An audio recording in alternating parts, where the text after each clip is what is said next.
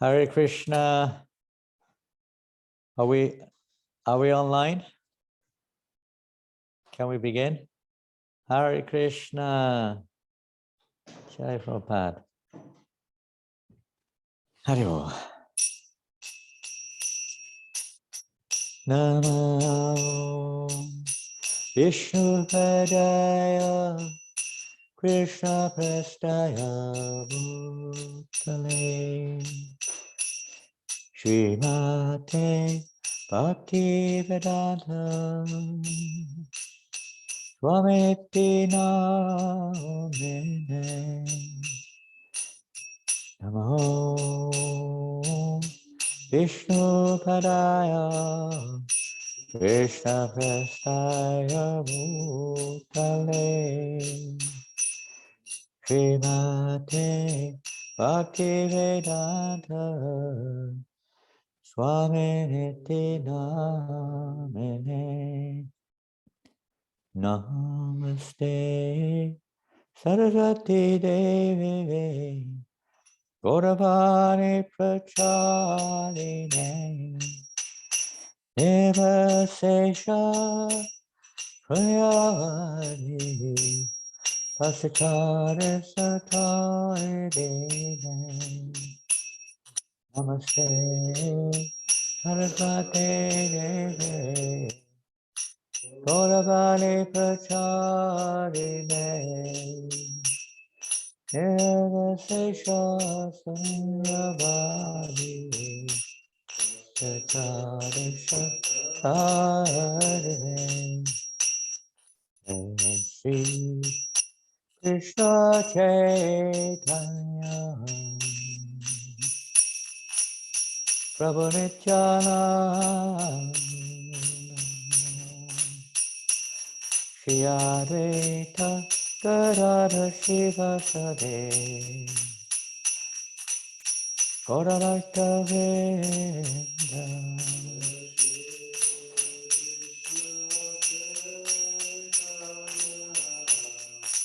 Prabhu Nityananda Advaita Gadadhara Srivasade Gauravaita Vrinda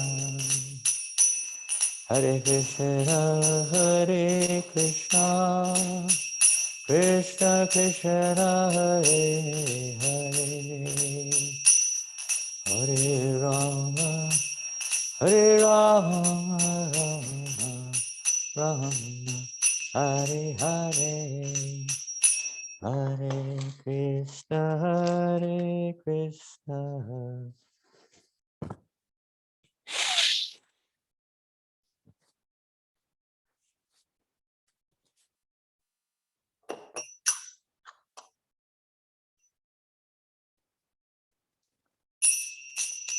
Hare Krishna, Hare Krishna, Krishna Krishna, Hare Hare, Hare Rama, Hare Rama, Rama Rama, Hare Hare, Bolo. Hare Krishna, Krishna Krishna, Hare Hare. Hare Rama, Hare Rama, Hare Hare. Hare Krishna, Krishna Krishna, Hare Hare, Hare Ram, Ram Ram, Hare Hare.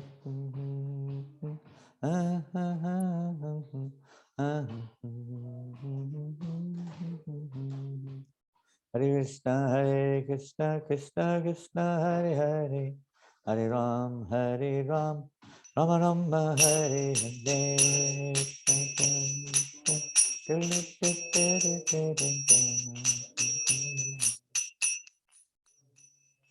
Hare Krishna, Krishna Krishna, Hare Hare, Hare Ram, Ram Ram, Hare Hare. Krishna Krishna, Hare Hare, Hare Ram, Hare Ram, Hare Krishna, Krishna Krishna, Hare Hare, Hare Ram, Ram Ram, Hare Hare.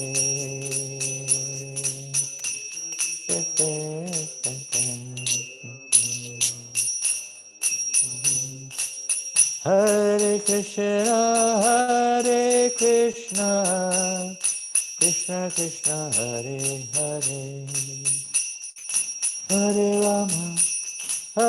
Rama, Rama Rama, Hare Hare,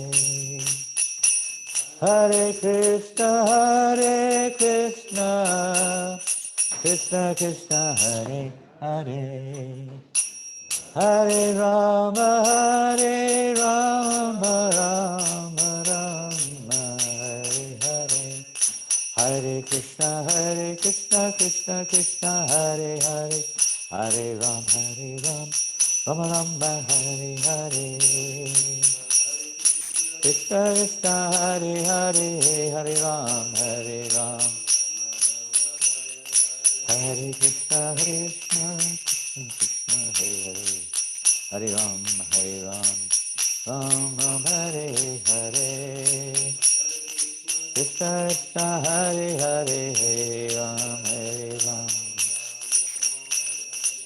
Jaya Radha Madhava, Kunja Bihari, Radha Madhava, Kunja Bihari, Radha Madhava, Kunja Bihari, Radha Madhava, Kunja Bihari, Gopi Jana Balaba, Girivaradhari, Jana Balaba, Girivaradhari, Gopi Jana Balaba, Girivaradhari.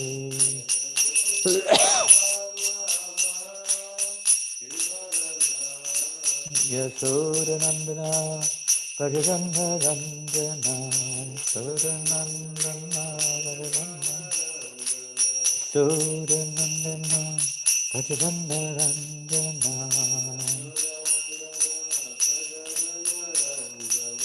Janatira Vanachari, Jayamanatira Vanachari, Amatira, Jaya Radha Madhava, Kunjabe Hare Madhava, Jaya Radha Madhava, Kunjabe Hare Madhava, Hare Krishna, Krishna Krishna, Hare Hare, Hare Rama, Rama Rama, Hare Hare, Hare Krishna, Krishna Krishna, Hare Hare, Hare Rama, Rama Rama, Hare Hare, Hare Krishna, Krishna Krishna, Hare Hare, Hare Ram, Rama Rama, Hare Hare, Krishna Krishna, Hare Hare, Rama Hare Rama, Rama Hare Hare, Hare Krishna, Krishna Krishna, Hare Hare, Hare Rama, Rama Rama, Hare Hare, Hare Krishna, Hare Krishna, Krishna Krishna, Hare Hare. Hare Rama, Hare Rama, Rama Rama, Hare Hare. Hare Krishna, Hare Krishna, Krishna Krishna, Hare Hare. Hare Rama, Hare Rama, Rama Rama, Hare Hare. Hare Krishna, Hare Krishna, Krishna Hare Hare.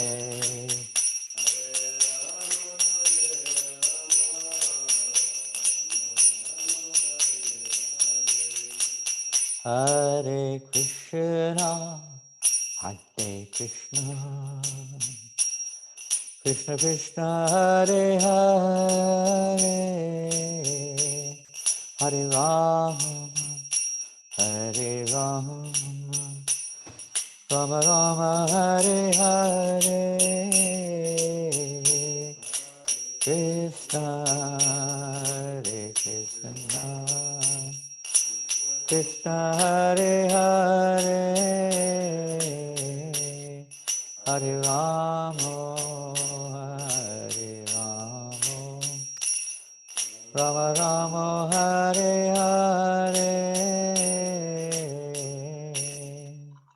Jai Om Vishnu Pada Paramahamsa Parivrajagacharya Ashtota Saraswesi Bhaktivedanta Swami Prabhupada Ki Srila Prabhupada Ki Anantakota Vaishnavinda Ki Namacharya Shriharidasa Thakur Ki Prem Sikho Sri Krishna Chaitanya Prabhu Nityananda Shri Advaita Gadadhar Srivasari Gaura Bhaktivinoda Ki Shri Shri Radha Krishna Gopa Gopinath Shamakunda Radhakunda Giri Govardhana Ki Shri Vrindavan Dham Ki Shri Mayapur Dham Ki Ganga Maya Ki Yamuna Maya Ki Tulasi Deva Ki Bhakti Deva Ki Samaveta Bhakta Vrinda Ki Lord Chaitanya's Harinam Sankirtan Ki Brihat Madanga Ki Srila Prabhupada Ki Shri Shri Gaur Nitai Ki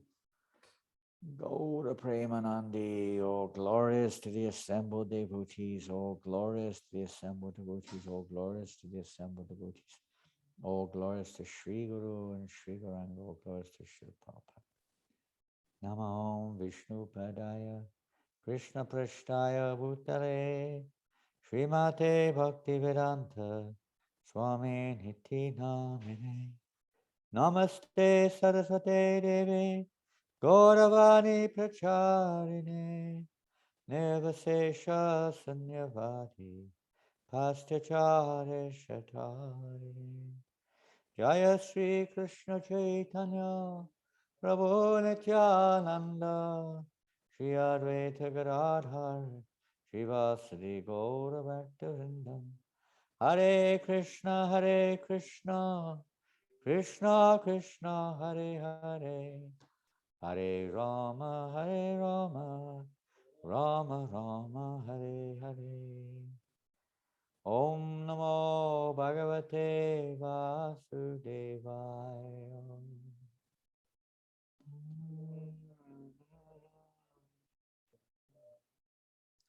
Om Namo Bhagavate Vasudevaya.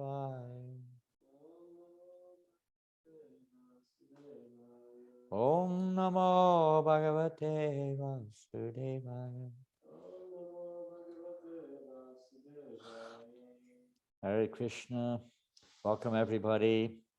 We apologize for not being online for several weeks. It's various reasons, festival, Rath Yatra festivals, traveling and meetings and various events have been taking place at the weekend over the last month or so. And we haven't had that much time. So we're happy to be with you again today, be a little bit tired.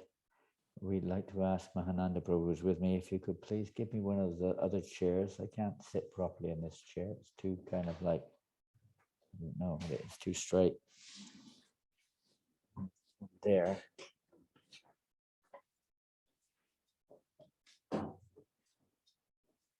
If that won't work.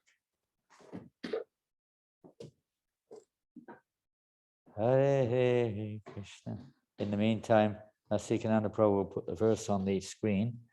Today's Bhagavatam verse. That's better. Thank you. Okay. And could we open the window, please, and get some air in? We've been having, as you probably know, quite warm weather over here in France. Many days the temperature has been in the 40s this last few weeks. Sorry, Maharaj, it's going to be 1 to 17 verse, right? Vasikananda Prabhu put the verse on the email. I think it's 1 to 17. To be honest, I've had no time to even look at it. We're on Harinam, and I was planning to look, but I couldn't do it this morning for various reasons. But I think it's 1 to 17. Probably. And even if it isn't, what a nice verse it is. These are some of the key verses from Srimad-Bhagavatam, and we see that Prabhupada included these verses in his first ever writing in the Western world.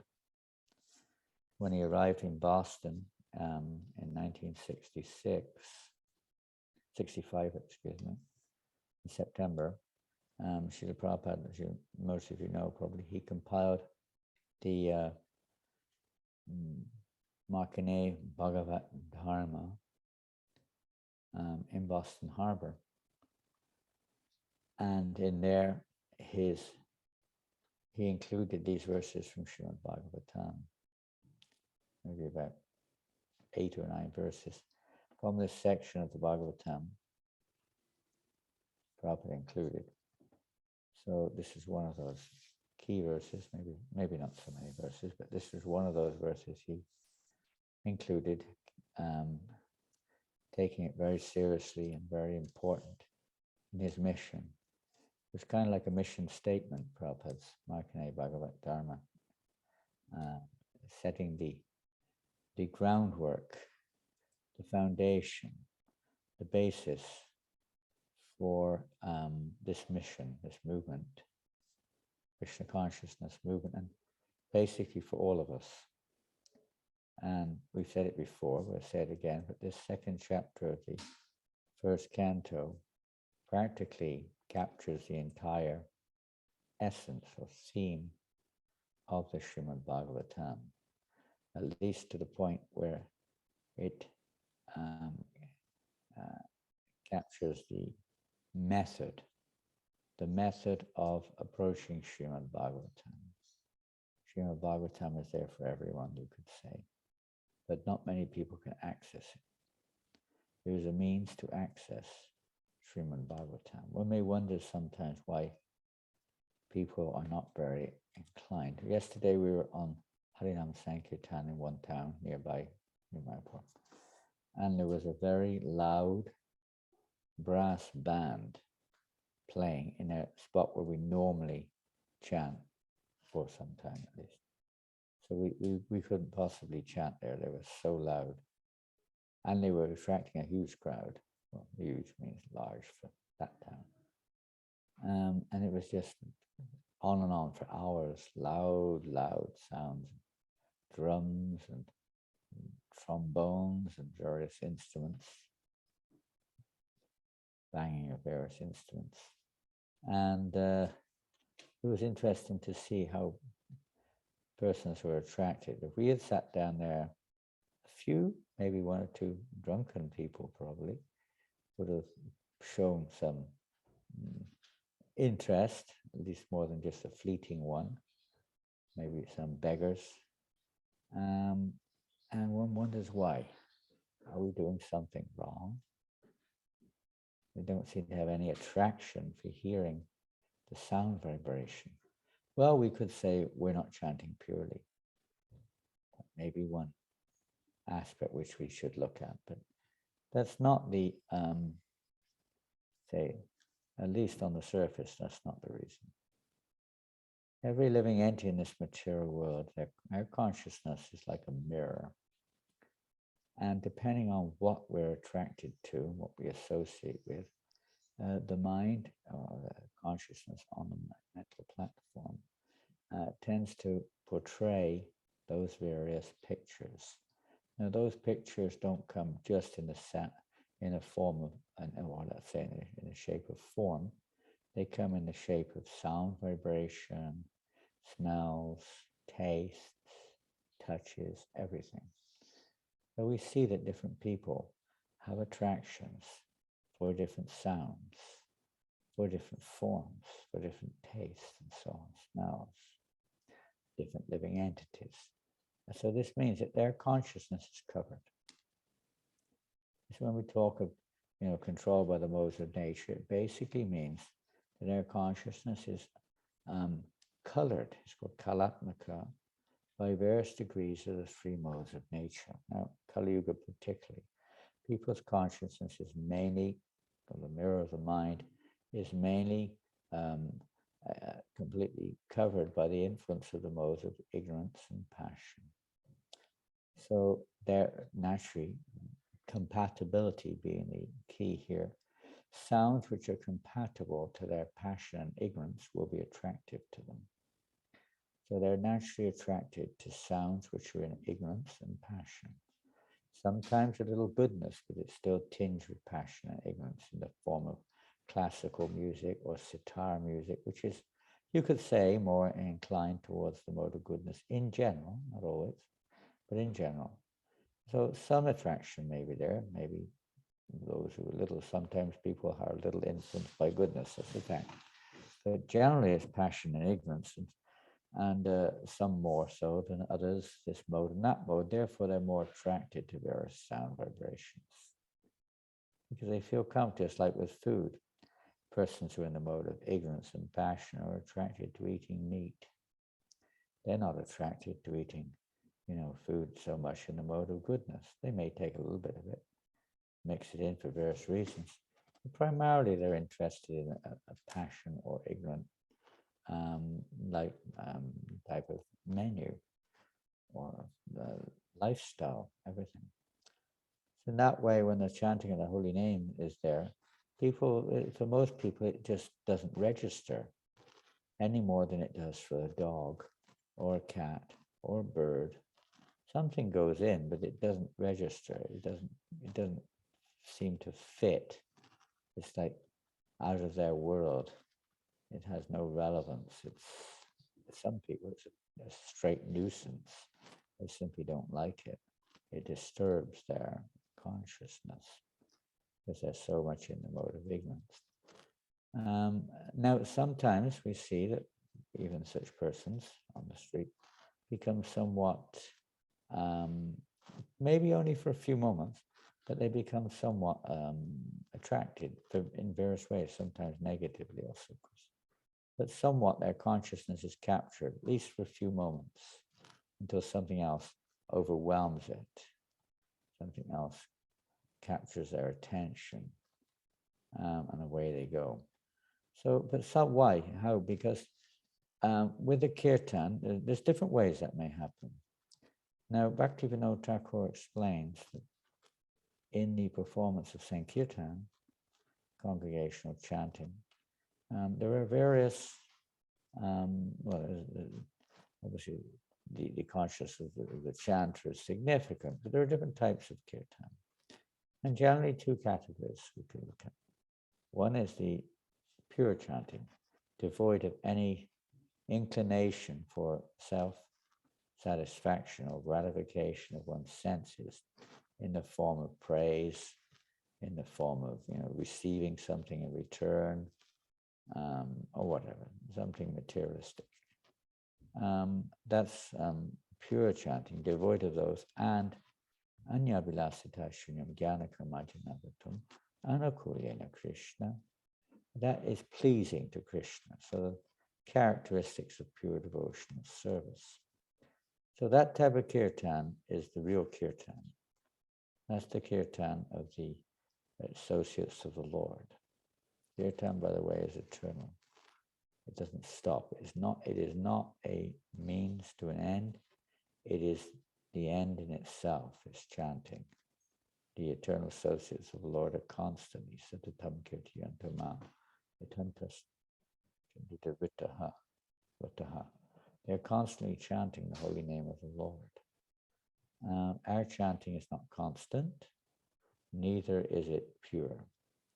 It's irregular and mixed chanting. So that type of attraction is not likely to occur in the hearts of the public. It's rare that one finds somebody who's actually on that platform being attracted by pure devotional service spontaneously, you could say, on the spot. It's very, very rare. The attraction is from external features in general. Those external features are, you could say, nice sound vibration, music, nice singing.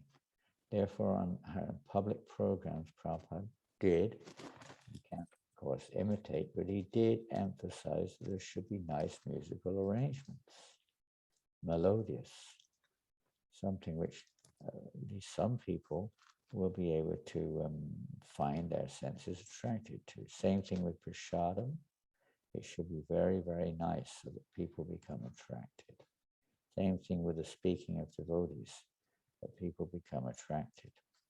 So on Sankirtan, chanting the holy names of the Lord, then musical instruments played nicely and singing nicely in tune, in harmony, very attractive. Dress, attractive, something which will attract people's attention. It's external, it's not internal.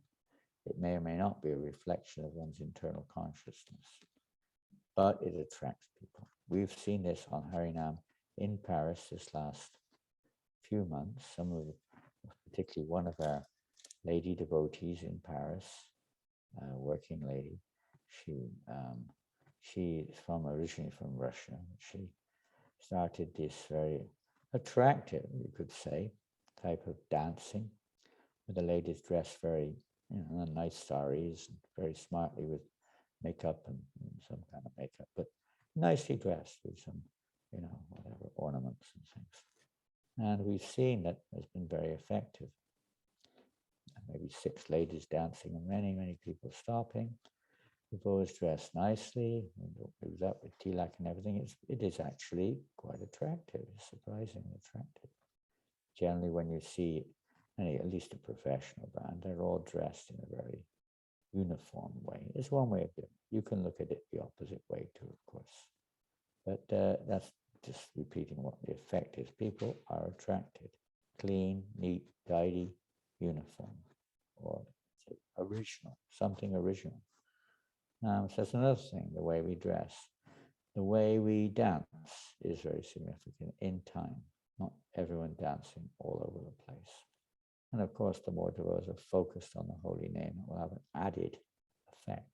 But particularly the externals. People are attracted, and not everyone, but those who are a little bit, maybe a little passion, they're attracted to a certain type of musical instrument, or they're fascinated. People may be just fascinated, curious as to what is this.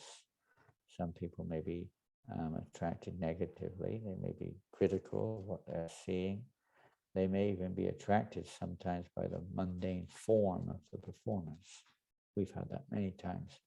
Lusty man attracted by the girls or something, but whatever it is, there's some external attraction there to the Sankirtan. Now, the more that performance of Kirtan is Anyavilasita, Shunyam Jnana Kamajatam, Avitam, etc., the more it will help to evoke the change of heart. Srimad-Bhagavatam talks about the change of heart. It must take place. So this change of heart is being discussed now in these verses, where a person's heart, when we say heart, we can refer to the mind on which the consciousness of the living entity is absorbed. So depending on the nature of the mind, the consciousness will be colored by passion, ignorance, sometimes goodness. So to make that change of heart, not just to goodness, but to pure goodness, is the essence of these verses. And today's verse is a continuation of this process of renovation, Prabhupada says, renovating the consciousness of the soul. We renovate a house when it's in bad shape. Renovating the consciousness of the soul so that our consciousness becomes pure, free of the effects of the modes of nature, free of the effects of various types of anatta. So I'm going to read today's verse now, if you can see it on the board there on the screen. Thank you for sharing it.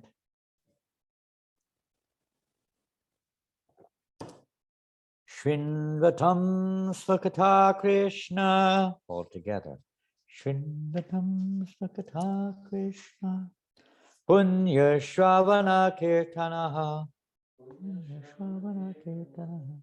Vidyantakstoya Bhadrani. Bhadrani. Vidunoti Saritsatam. Another verse to learn if you can, at least to repeat it whenever. So we'll go through the word for word. Shinvatam, those who have developed the urge to hear the message of. Svakataha, his own words. Krishna, the personality of Godhead. Punya, virtues. Shravana, hearing. Kirtanaha, chanting. Vidyantaksta, within one's heart. He, certainly. Abhadrani, desire to enjoy matter. Vidunotis, cleanses. Sarit, benefactor. Satam, of the truthful. Translation and purport by Srila Prabhupada. Sri Krishna, the personality of Godhead, who is the Paramatma, super soul in everyone's heart, and the benefactor of the truthful devotee, cleanses desire for material enjoyment from the heart of the devotee who has developed the urge to hear his messages, which are in themselves virtuous when properly heard and chanted.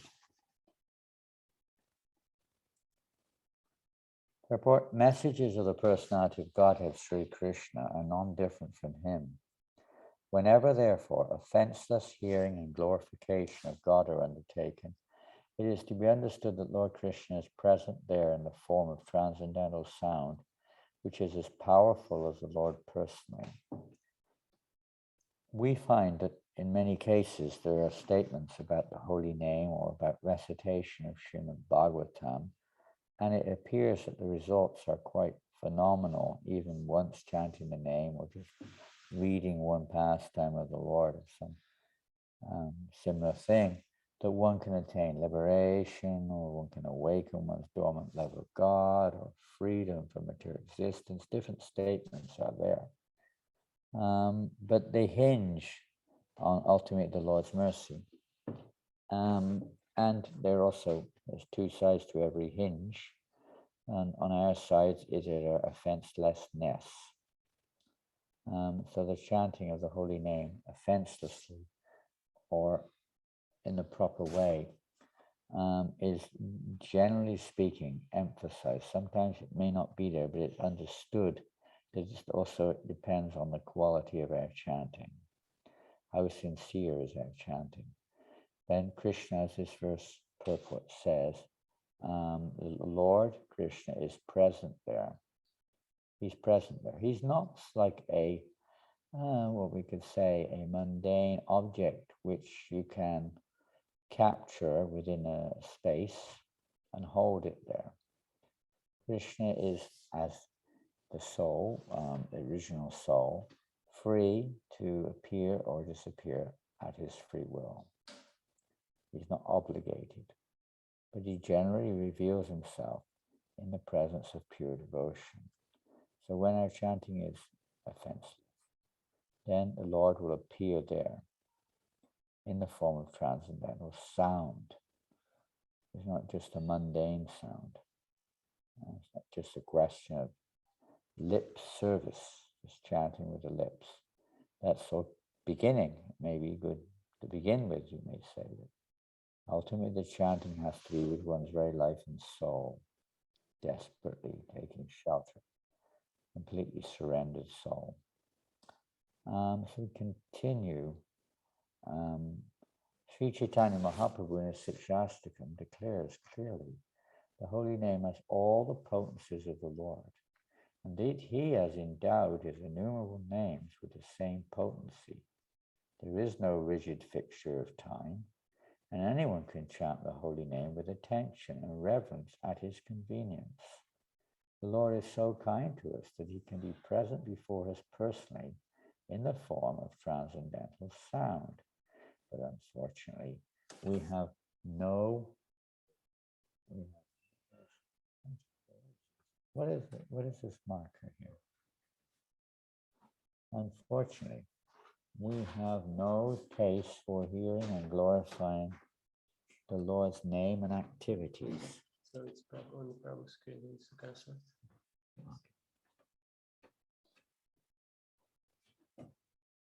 We have already discussed developing a taste for hearing and chanting the holy sound. It is done through the medium of service to the pure devotee of the Lord. You take note of this very important point Prabhupada is mentioning here. We have already discussed developing a taste for hearing and chanting the holy sound. It is done through the medium of service to the pure devotee of the Lord. It cannot be effectual without that medium. And this is one of the very famous verses, of course, qualifying this, that unless one receives one's mantra from the parampara or the cyclic succession, the mantra will have no effect. Or what is, when Prabhupada says no effect, sometimes he says it will not get the desired effect, which is love of God. It has to be received. Krishna is not a material object. He reveals himself accordingly. In that process, one has to hear the sound in the association of devotees, which includes serving the devotees. It includes taking shelter of the devotees, taking initiation, so many things. If we actually want to get a taste. Srila Prabhupada describes that to get a taste in the holy name, one has to follow the process correctly. Prabhupada says that means one has to be initiated and follow properly the process of devotional service. One may get some taste, of course one does, but to get the real taste, a pure taste, an everlasting taste, a taste which isn't centered upon what I feel, but that taste is a little different to the understanding we have of material taste, how I feel, you know. Generally people, they judge something entirely upon how they feel. That's nothing unusual, you could say, particularly in this world. But ultimately, that taste is not that one. The taste is how much Krishna is pleased. How much Krishna is pleased, not how I'm pleased. This is pure devotional service. This is love. That may be on a higher level, you can say, than the level which we're presently on, of course. But to develop that taste, one has to serve one who is on that level. It means we have to act according to their will, not according to how I feel or how I see it or how I like it, but according to their will. They may accept our service in the beginning on whatever neophyte platform we're on. Just like if you have children, you encourage your children, even though they may be faulty. Krishna himself said every endeavor is covered by some fault. That means those who are aspiring to become pure Krishna conscious. The similar child makes many faults, both by speaking, can hardly make out what the child says. The parents encourage the child, they encourage him, they praise the child when he's trying to walk or do something practical. Parents naturally encourage the child. So similarly, we may not be so pure. So certainly Krishna will encourage us. If it was just black and white entirely, there wouldn't be much chance for anyone to come straight to pure devotional service or offenseless chanting.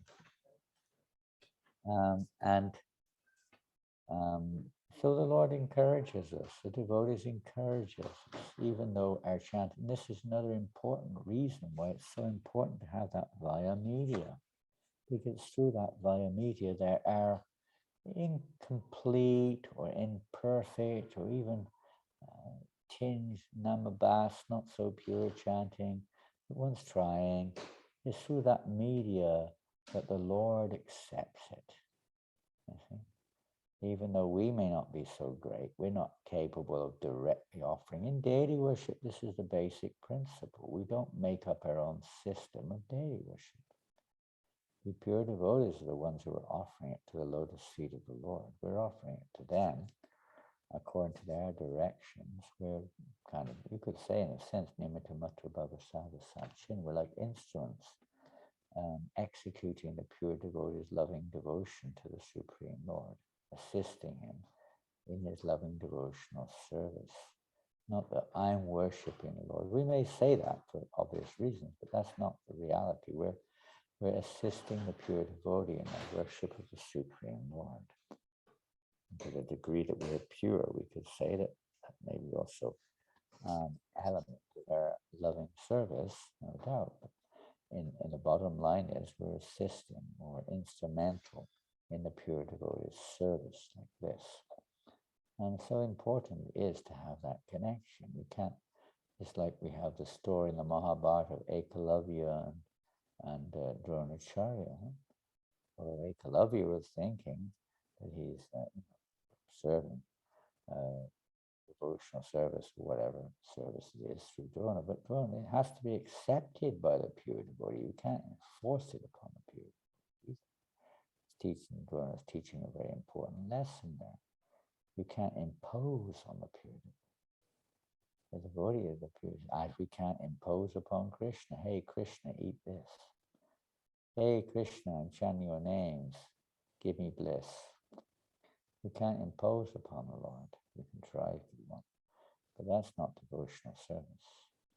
Similarly with a pure devotee, one doesn't impose upon a pure devotee. If you want to attain the mercy of Krishna coming through the disciplic succession, by one's devotional service, as the previous verse also emphasizes, our devotee has to be pure in heart, free of these various inebrieties. We may not be on that level now, but that we should understand is the level we have to work towards in our devotion, not remaining spoiled, immature children forever. And that is, let's say, beneficial to anyone. Something. But it's not going to spread Krishna conscious movement, and it's certainly not going to bring us to loving pure devotional service in of itself. It's that contact in our chanting, that contact with a pure devotee of the Lord, whatever little service or chanting we're doing, if we're very fortunate, he offers that to the Lord, and thus the Lord cleanses our heart, because it's the pure devotee that the Lord is obligated, basically controlled by the love of his pure devotees. So if some another we can follow a pure devotee, if some another we can please a pure devotee, then one is pleasing Krishna through the media of the pure devotee, or the pure disciplic succession. We can say that, and Prabhupada said also, that it's not just, oh, therefore I'm a pure devotee, or someone's a pure devotee. They may well be. But the point is that they are offering it. A pure devotee is one who offers it to his pure devotee spiritual master, who offers it to his spiritual master, etc., etc. Ultimately back to Krishna.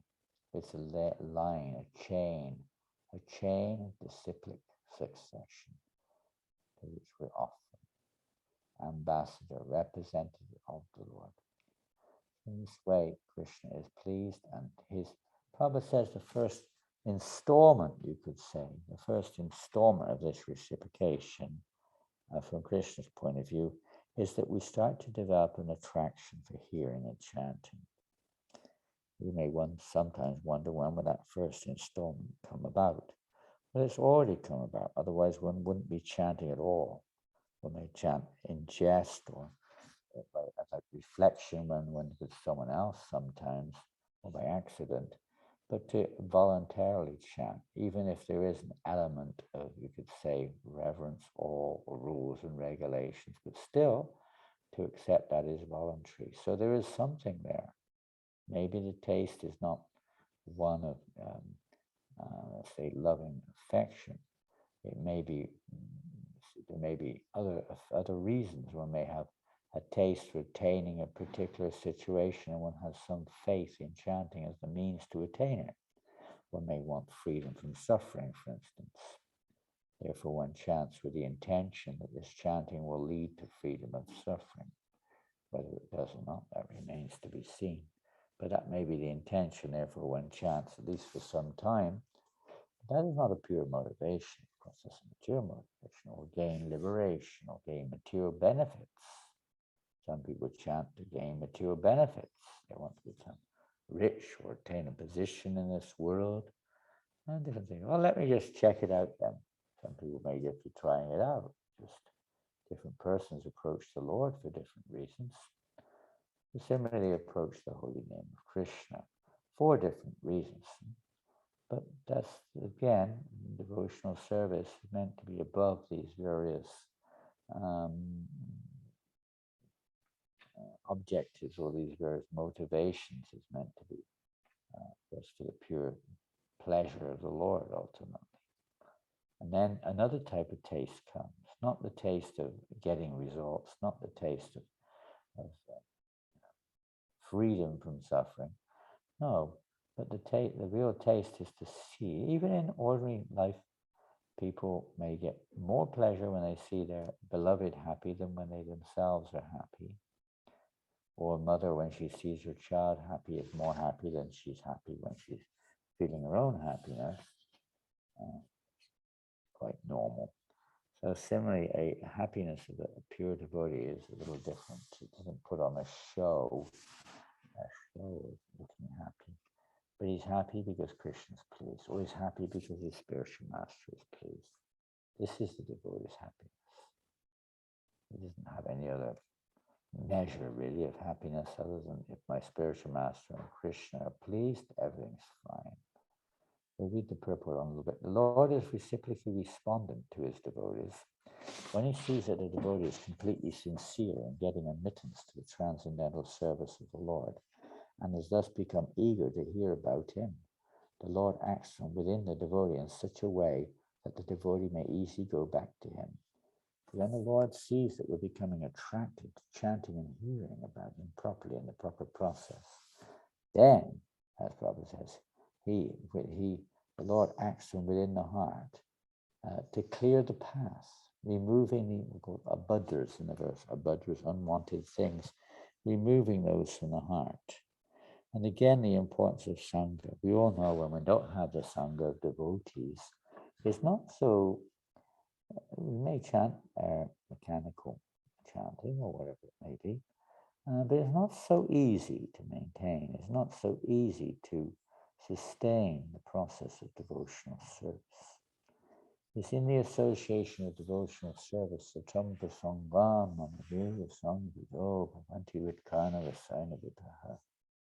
that the holy name is really relished, as Sankirtan, in the association of devotees, that one can get the real taste of chanting, because in their association, because they're getting a taste, and naturally one feels the effect of their association. And if we chant in the association of devotees who are completely absorbed in material life, in neophyte devotees, obviously, whose minds are wayward, who are distracted in their chanting constantly, it would be difficult. It would be difficult for other neophytes to make any progress whatsoever. It's not impossible, but it would be very difficult. But when a neophyte's chanting in the association of more advanced devotees, just by their association alone, one can be uplifted. One can move on the path towards pure devotional service. Of course, there is again, one should try to apply the correct process. Not that we, in other words, the correct process is to try to at least avoid the offenses while chanting the holy name as much as possible. We read on, the Lord is more anxious. The Lord is more anxious to take us back into his kingdom than we can desire. To the point we sometimes generally forget that Krishna wants us to go back to Godhead. We may have our doubts. Sentimentally, we say, yes, I like to go back to Godhead, but we have to question ourselves, how sincere are we? But the Lord wants naturally, like a parent wants his children to come always home. The Lord always wants the living entities to come back to Godhead. It's not, oh, I've had enough of those living entities.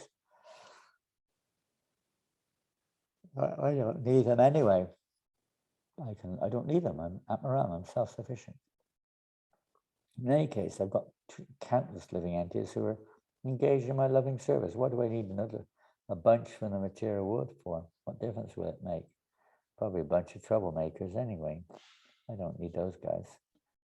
But the Lord does. He's like a parent, even though the son may be a little bit wayward, the parents still have loving affection for the son.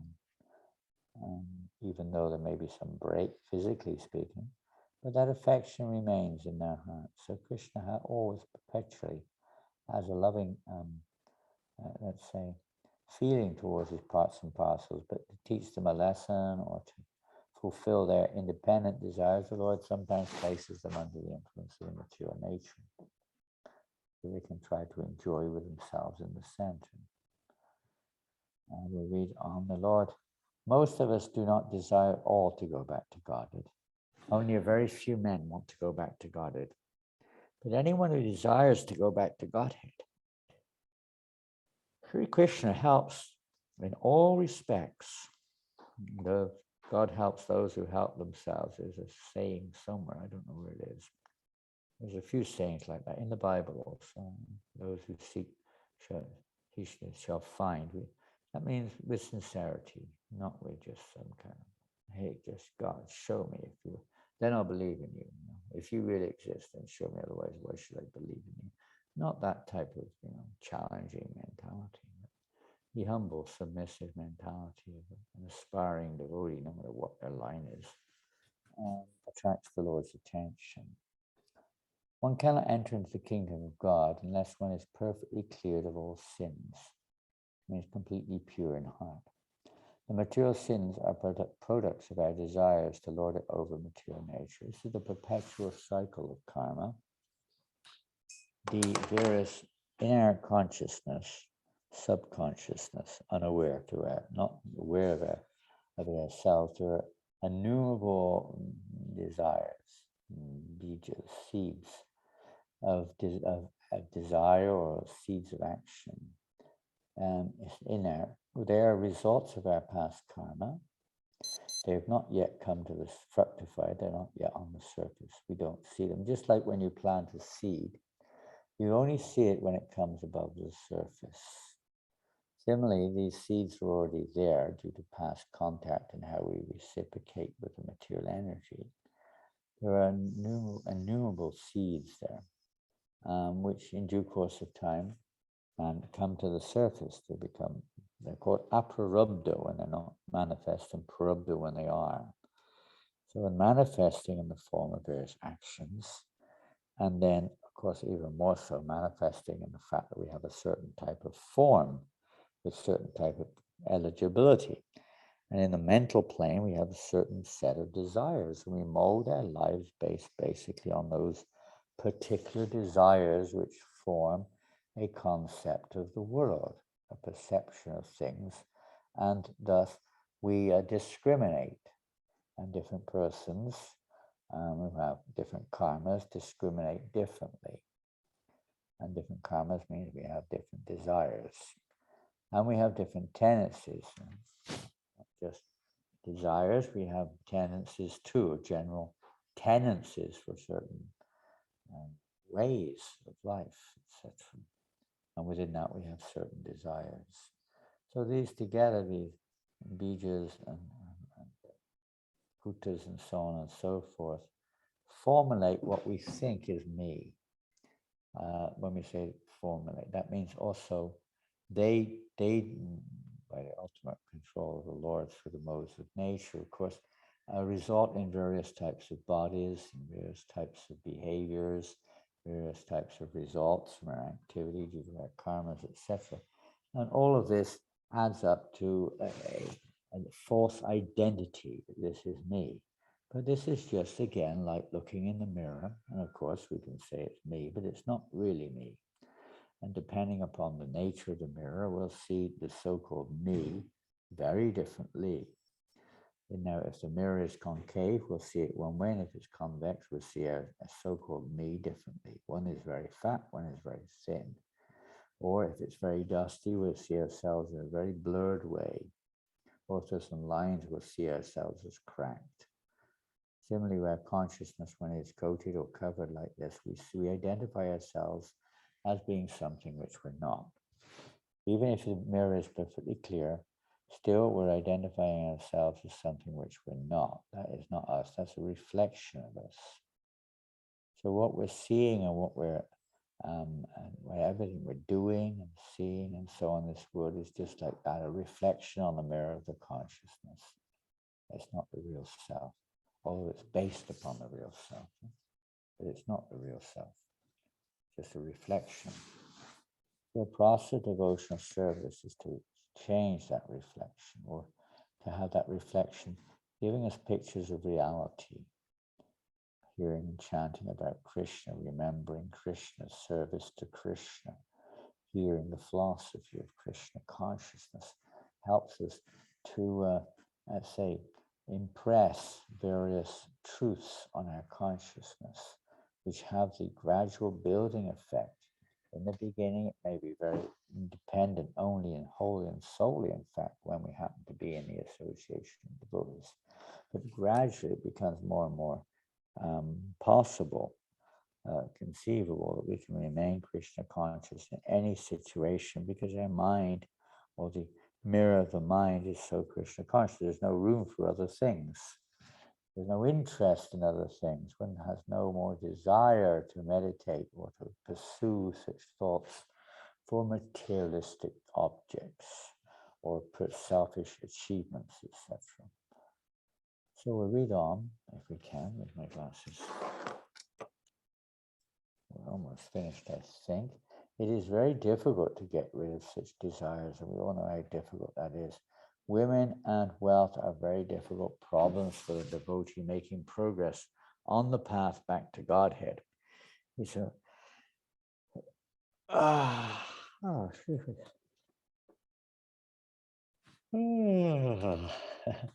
don't forget, these attractions are reactions to our past activities. Attraction is the constitutional nature of the self, but attraction to material objects is not. Love is constitutional, but love for material objects is not constitutional. Service is constitutional, but service to the material energy, or living under the influence of the material energy, is not constitutional. It's all within the modes of nature. It's all within the illusion or dreamlike state, you could say, of this material world. It's not absolute reality. So a devotee also, just a second here, by following a pure devotee of the Lord who is connected, whose activities are constitutional, by following his directions, even though our desires and our attachments and our tendencies are not, although they're founded on the constitutional nature of the soul, we're falsely identifying the reflection as constitutional, but it's not. But by associating with somebody who's not living their life on that platform of falsity, but on the platform of connection with Krishna, then offering, even though they may be imperfect, impure, with a wrong understanding, and so on, but by offering them to the pure devotee, one gradually becomes purified. Therefore, that service to those devotees who are freed of all vice, great service is done. By such service, one develops an attraction. So developing attraction means that the clearing of the heart is taking place, so we can start seeing things a little bit correctly, and our attraction for purity is starting to manifest. Doesn't usually happen immediately. Nothing is impossible, but not usually. It usually takes time. And depending on the degree that we're putting dust on our consciousness and the degree that we're not, but rather we're putting some form of Krishna consciousness on our mirror of our mind, the process will be accelerated or it will be slowed down. So when we say putting dust, that means meditating on material things, performing unnecessary material activities, and so on and so forth. Actually, our devotional service, although the fruits or the benefits of devotional service is never lost, the manifestation of devotional service may wane, and we may fall away from, practically speaking, devotional service, apparently altogether. But the seed of bhakti is still there, and it's a matter of time. It can be lifetimes, by the way, but that seed will be again nourished at some point of time. But ideally, one should avoid that risk or that effect, and rather one should try to continually pour the watering process of hearing and chanting on that seed, the process of service, trying to follow the process of devotional service, avoiding things which will extinguish the devotional, we say in the material world, extinguishing the blazing fire of material existence, but we also want to say extinguishing the fire of bhakti, or the spirit of bhakti. Offenses to devotees, for instance, is a great cause of becoming covered over, because that displeases the pure devotee. One's connection with the Lord is cut, so where is the nourishment? When you cut a pipeline, there's no more fuel coming, and naturally the flame will go out. We're faced with this possible dilemma right now in terms of Russia and the gas pipelines and so on and so forth. You can have a nice cooker, you can try your level best, put all kinds of flames to it, but unless there's some gas coming through there, you're not going to get a flame coming out of the cooker, that's for sure. So in order for that blazing fire of Sankirtan to burn, we have to be connected to the pure devotees of the Lord. That's the only way. There is no other way. As Prabhupada says here, many stalwarts in the devotional line fell victim to these allurements. For money, wealth, fame, name, prestige, whatever it is. Or they committing offenses. And thus they retreated from the path of liberation, not to speak of devotion. But when one is helped by the Lord himself, the whole process becomes as easy as anything by the divine grace of the Lord. Without his help, without the Lord's mercy, we can make no progress at all. The Lord is obligated to give his mercy to one who receives the mercy of a pure devotee. When Krishna gives us, well, pure devotee gives us that recommendation to the Lord, then one's advancement is guaranteed. We have to please the pure devotee of the Lord. To become restless in the contact of women and wealth is not an astonishment, because every living being is associated with such things from remote time. We're so conditioned, it's like hard crust. These parubdas are like crust. They're very hard to break down. It takes Tivrena Bhakti Yogena. It takes intensive devotional service for this coverings of our consciousness, or the thick layers on the mirror of our mind are removed. It takes intensive devotional service. And generally something which in this lifetime we may not go that far. Most people. By the mercy of the Lord, the coverings can be removed instantaneously, but the general process is no, they have to be removed by the execution of devotional service, which gradually wears down. Prabhupada said, little drops of water wear away the stone. Our heart is like stone. It's very hard to change. We're so stubborn. We're so attached. It's very hard to get through these coverings. Become free of these coverings. Very attached. And, associated with persons who are very, very attached is not a very good process. It's not recommended. The Sangamajaram Pasham, forgotten the verse. It's in the third canto of the Bhagavatam. But the English is every living entity, every wise person knows that the greatest attachment for the living entity is their attachment to material objects. When that same attachment is transferred to the self-realized soul, that then becomes the cause of our freedom from this material entanglement. When we become attached to service to the pure devotees of the Lord, this is the cause of our liberation, of freedom from birth and death. And of course, later on, we'll see how that works in the second chapter, in this very chapter actually. But that taste then starts to develop for hearing and chanting about Krishna. And when Sri Krishna sees that we have developing a taste to hear and chant his holy name, then he reciprocates more and more and more. Very nice process. Because every living being is associated with such things from remote time, practically immemorial. And it takes time to recover from this foreign nature. It takes time. And everyone knows that when you're very attached to something, it takes time. Say a person is a drug addict, it takes time to become released from that addiction. We're all drug addicts in that sense. We're all Maya addicts. We're Maya-addicts. Maya-addicts. Because we're addicted to the reflection of this material world created by the external energy. We're addicted. We're not attracted to the creation of the internal energy. We're attracted to the external energy.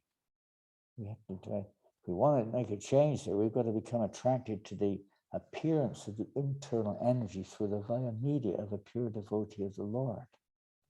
He makes it available. Otherwise, it's not available. Even though we see a picture of it, there will be no effect. It's the pure devotee who gives life to the Shastra. He gives life to even to the name in one sense.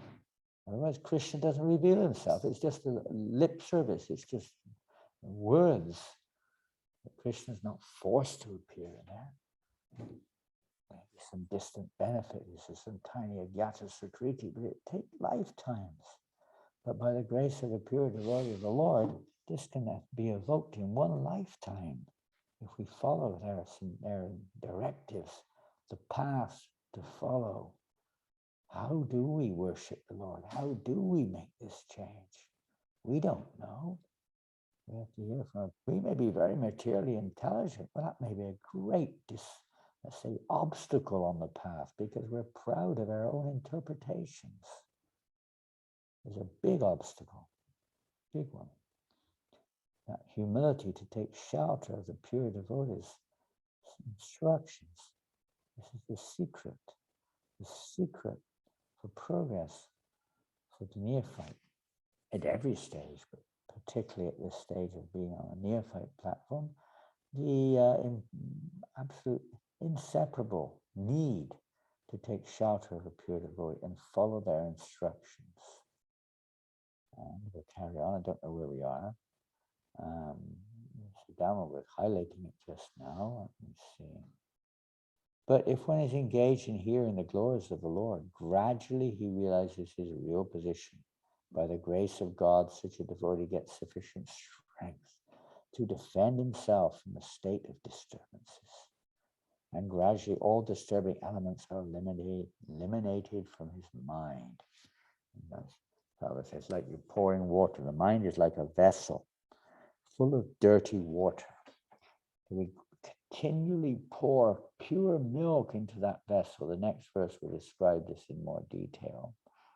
But continually pouring milk into that vessel. Eventually, there'll be, practically speaking, there will still be a tiny trace, but it won't be recognizable. Practically speaking, the vessel will be full of milk. It's just a matter of consistency, continuation. Keep chanting and hearing the holy name of the Lord. And Srimad-Bhagavatam. Okay, well, that's a kind of a summary of the purport. We've got to go back on the viewing screen now. Sutama can put us back on back to Govardhan Hill, please. We want to go back to Govardhan Hill. Are you there, Sudama? Are you still there? Maybe he's not there. Nothing happening. Okay, well, we'll carry on. Maybe Sudama Vipa's gone to sleep. I'm not sure where he is, but it doesn't look like he's doing anything. Yes.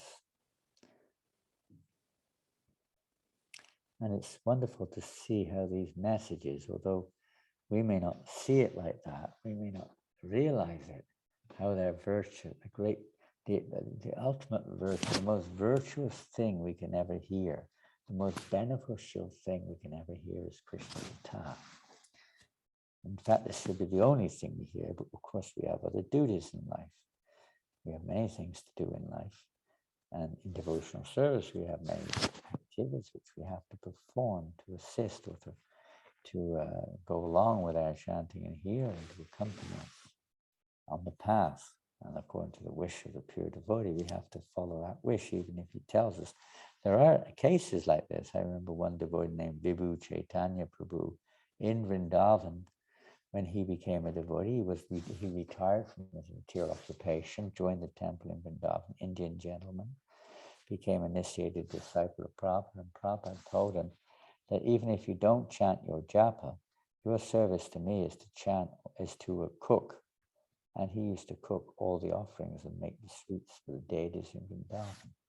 I don't know how many offerings, but 4 or 5 offerings a day he would cook, as well as make the Mangalarti sweets. Okay, he didn't have to chant his rounds, but actually he did chant his rounds as well. So he didn't shirk that. And the secret, he didn't waste any time. And he went back to Godhead. That was confirmed. He didn't waste a moment. You can do that. We may think, how is that possible? Well, Krishna does it. He eats the offerings at certain times. He listens to the kirtans when you do kirtan. He is always attentive. If we're attentive, it can be done. And if we surrender to the order of the spiritual master, one gets the strength or the empowerment to execute that order. That's the general understanding. So he did it. Although he may or may not have been chanting 16 rounds and reading Prabhupada's books, etc., but because he surrendered wholly and solely to the order of the spiritual master, that service was absolutely virtuous, devotional service. Sudama, if you're there, you've got to change the screens, I think, unless it's me who has to do it. I don't know who does this. How does it work? I'm looking at the Bhagavatam. Normally they put it back on the speaker's view or gallery view or something. Maybe it's me, but it doesn't look like you've done it. It's quite easy from your side. You're share screening right now. You just have to close the share screen. We're seeing Sudama Vipra's screen right now. So if Sudama Vipra Prabhu will kindly change your screen. Well, it's nice to see the same words of the Bhagavatam, but it's nice to see other things too. Anyway, maybe he's not there anymore. Maybe a call of nature, something's happened. Never mind, we'll carry on. And it will be a little difficult now, I think. I don't know, maybe I can still get there. But I'm going to ask devotees to ask questions. You can start putting your questions into the chat. Perhaps they'll appear on my screen. I don't know. Let's see. Yeah. It'll be nice. Just don't forget that Krishna's there. He's the Pavitram. He's the pure, supreme purity. He's the one cleansing our hearts. He removes the obstacles on the path. He reciprocates like this by cleansing our hearts. If we take shelter of hearing and chanting his messages, we have to hear and chant as regularly as we can. Or maybe we can have some recordings which we're listening to. But as much as possible, Shravanam Kirtanam should go on. So gradually the cleansing of the heart takes place. And more the mirror of our mind is showing us, or let's say, we're reminded of Krishna. Instead of the attachments which we have, which come up all the time, pictures of Krishna come up, remembrances of Krishna come up, or devotional service. So we're waiting now for either Sudama Vipra Prabhu to change. I don't think I can do it. I'll try, but I don't think so. No, I can put, no, I make no difference. You can do that. Maharaj, what do you want me to change to? Well, you've still got the Bhagavatam screen on the screen. You're supposed to get that off the screen altogether. Take Okay. Vedas off, so we go back to the original Govardhan Hill. Sure, Maharaj. So that has to be done on your computer. No one else can do that because we're viewing your screen right now. I think, unless I've got it wrong.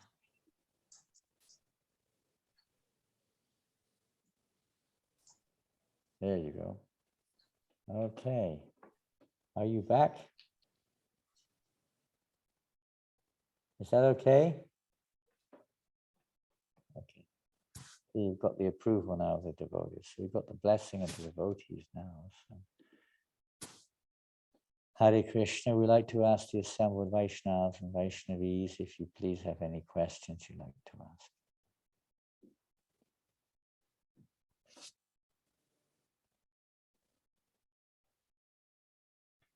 Comments or questions? So far, nothing has come on the screen as far as I know. Oh, we do have one here from our dear Nitai Premananda in Melbourne. As a married man, as married men, we have to deal with women and wealth both. Yes, both. How to see to that we do our service nicely and not fall victim. Good question. Well, we could say the same in a sense for the ladies. As a married lady, we have to deal with men and wealth. Prabhupada does say that for the ladies, man is Maya, for the man, woman is Maya. But generally the Shastras were aimed at the men because the men are supposed to be the guiding force in society. They're supposed to be, and I'm not saying they are, but they're supposed to be more intelligent to guide society towards Godhead, to protect the wife, etc., etc. So whichever way you see it, over-attachment, of course, for a woman to be over-attached to a man is not as bad as a man to be over-attached to a woman. At least the woman will attain a man's body, and it doesn't make much difference maybe in Kali Yuga, but this is the principle. So whichever it is, this attachment based on falsity is based on identification with the body, thinking that this is my wife, this is my husband. We have to see our wife and husband as servants, maidservants, or servants of the Supreme Lord. Not by sense gratification. They are meant for the pleasure of the Lord, and we serve our husband, we serve our wife with that in mind. So we bring pleasure to the Lord. How can I help my husband to bring more pleasure to the Lord? How can I help my wife to become more pleasing to Krishna? Not me, to Krishna. Wife or husband makes it for the wife, depending on their level of consciousness. It's fine if the wife thinks how I can please my husband, who is pleasing the Supreme Personality of God. That's the same principle of Guru Disciple. It would also be there if the wife is pure devotee, the man is not. Serve my wife, not please her sensually, but serve her in her service. We find many men whose wives are to the temple, they facilitate their wife's devotional service, they help their wife go to holy dhams and various things like that. So they're serving a devotee, or serving the line of pure devotional service, and they'll gradually become purified. Now, in the case of somebody who's married and they're both aspiring devotees, or both on the path of devotional service, then the important factor is to keep Krishna in the center of the relationship. Keep Krishna in the center of the relationship. Don't forget Lakshmi, or money, is also the property of Narayan. Lakshmi, Narayan. You have to learn the science of all of our wealth, all of our property, everything in the service of the Lord. It's described again and again in Shastras, in Bhagavad Gita, Yat Karoshi Dashnasya, Vidoshi, not to see that this is mine. Okay, a certain percentage. In the beginning, there's regulation. Regulation of one's activity. So there's a minimizing of unnecessary sense gratification. Then the next stage is offering the fruits of our work to Krishna, even if it's motivated, if it's offered in the proper way by Guru Shastra and Sadhu's direction, then the fruits of our work will gradually result, instead of karmic reactions, they'll gradually result in freedom from karmic reactions. And one gets agata sukriti, and slowly, it comes to devotional service. Then we offer the work itself to the Lord, not just the fruits. We see the work itself is meant to be done for the pleasure of Krishna. It becomes a different degree of devotional service. On and on it does go until one comes to pure devotional service. It's a matter of taking direction from the Guru Shastra Sadhu. Details will vary according to time, place, and circumstance. The objective goal of becoming pleasing to Krishna, becoming, sometimes we call it selfless, but it's actually selfless in the material sense of the term, but not that we become Mayavadis. No, we realize our true self as the eternal servant of the servant.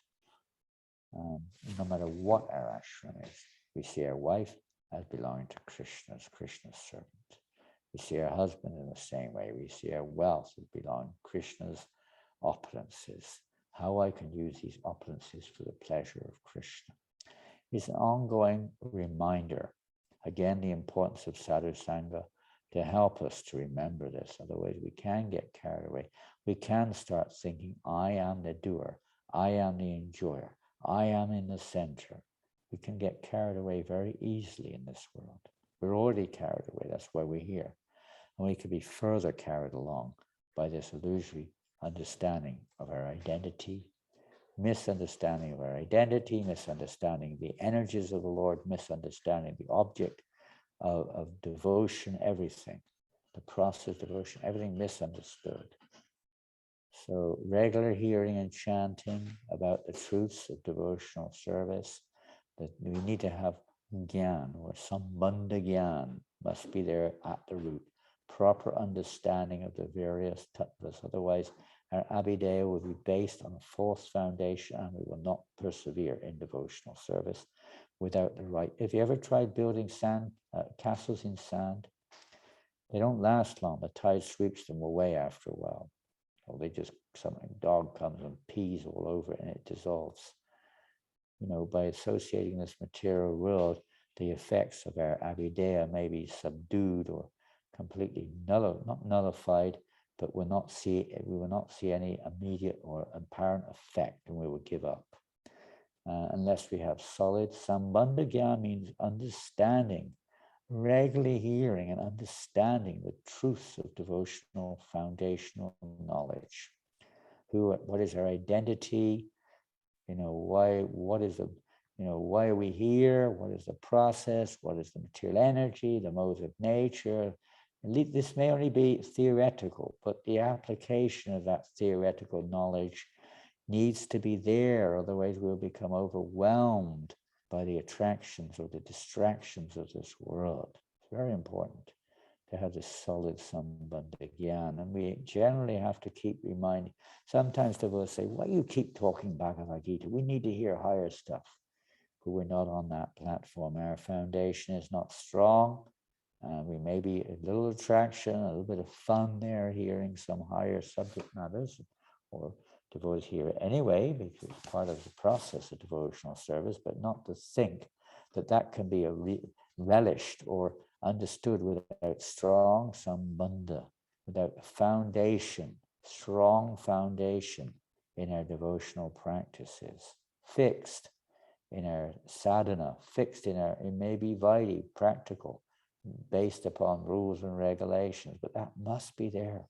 Strong foundation, then the door opens. The door to pure devotional service opens on that foundation. Otherwise, it will not stand. You may quote 1,000,001 stories, but there's no real devotion there. It's just for some other motivation of self-satisfaction of some kind. But to get free of that, this is the essential feature. Krishna, when he sees a devotee sincerely adopting this path given by the pure devotees of the Lord, applying the Sambandha in their own lives, then the Lord is very pleased. And then he removes the anarthas, our devotional service becomes nishta or steady. And then a real taste for devotional service, not just a taste based upon the results, based upon the reciprocation on this material plane, based upon how I feel. No, a real result will come, a real taste for associating with the Lord in his various forms will develop. And then deep attachment, and on one goes towards pure devotional service. Very important to hear. For grihastas, to hear regularly the Sambandha Gyan is very, very important. And that means generally to associate with devotees who are, if one's more advanced grihasta, then one may be another thing. But generally speaking, we tend to forget in the grihasta life. We may be watching TV or reading newspapers or going out for social events, this, that, the other, and so many things. Maybe they're not really necessary, but we may still be attached to them. And that all coats our consciousness, and we forget the foundation of devotion. And we start to think, I'm the enjoyer. We get angry when things don't go right, according to our perspective, because we're still thinking, I'm the doer, I'm the controller, I'm the enjoyer, I'm a this, I'm a that. And so it's very important to hear, then we will be more steady in the face of, duality, in the face of challenge. We won't be so affected by it. Thank you for that. The chanting, I don't know if this is the next one. Let me go up now. There's a few, there's a whole whirlpool now. As for our reactions of our past karmas, we can't change them. Damn the part. Can't change them. I guess it means apart from association of devotees, the mercy of the Lord, what can we do about it? And how do we deal with all the allurements trying to lure us away from our devotional service? Yes, we were sort of in the same room as the previous question to some extent. Chanting, constant chanting, Goswami says that constant chanting helps us to protect us a little bit. It's not guaranteed either, but it helps to protect us from this false ego of a false identification with the body as being the self. Regular chanting, just keep chanting wherever you are. Keep the sound vibration going as much as you can. Now, there are other factors here, and that depends on our sincerity, and it depends a little bit upon our time, place, and circumstance. When you're a mummy and a daddy with a little baby child that likes to sing all night long, it does make it very difficult to necessarily regulate one's activities. Krishna says in Bhagavad Gita, by practice, regulation.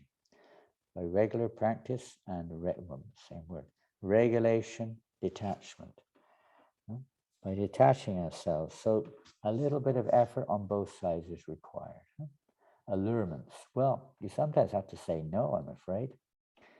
When you learn your lesson, a little bit of disgust. If we're not disgusted with material things, we might say yes. And we've all know this, even materially, people face the same thing. They know it's not good, but they say yes nonetheless. A thief, he knows he's going to get arrested, still he steals. A drug addict knows, but still he sticks it in. We do things which we know aren't good for us. Smoking cigarettes, isn't it ridiculous? Even the packet says smoking kills. Still we do it. We're allured. Yeah, we're weak-hearted. Okay, we're association around us, it can allure us, no doubt. So prayer is very important. Praying to the Lord to protect us from these allurements. So a little bit of willpower, if you've got it. No, well, when we learn our lessons sometimes. But regulation is a very valuable, you could say, aspect of devotional service. If you can regulate yourself, if you can get up early in the morning. I know when you've got a little crying or singing baby all night long, it's not always so easy to do. But as much as possible, whenever possible, we regulate our life. Getting up in the morning early, especially, this is even more important for grihastas. Getting up early in the morning if you can. Chanting as much as you can before the day starts, hearing and chanting as much as you can.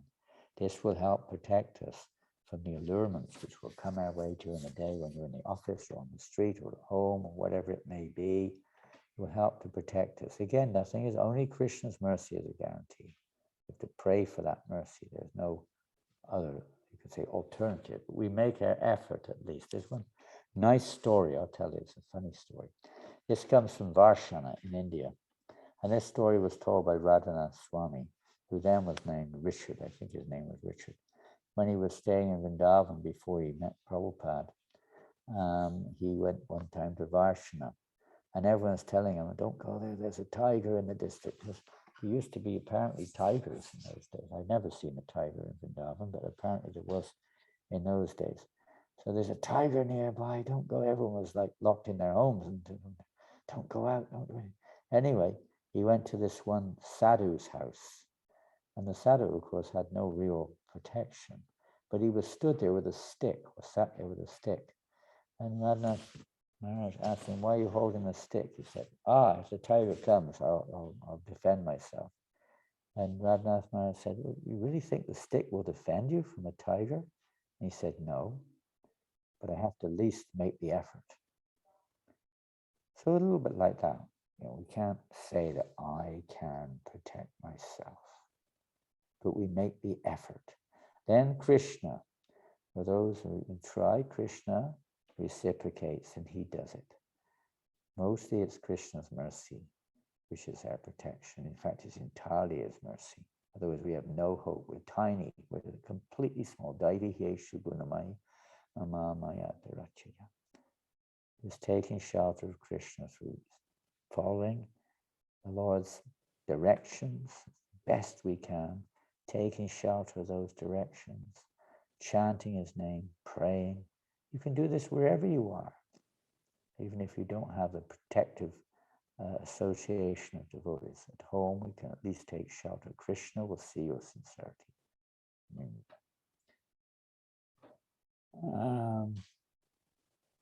And even though you've got a big bag there, Krishna will help you to carry it. Don't worry. When we try to remain humble by considering that we do not know anything, but what is happening is that the mind is getting washed, and I feel that I have forgotten everything. Please help. I have to try. I try to understand this question. It's a little interesting, isn't it?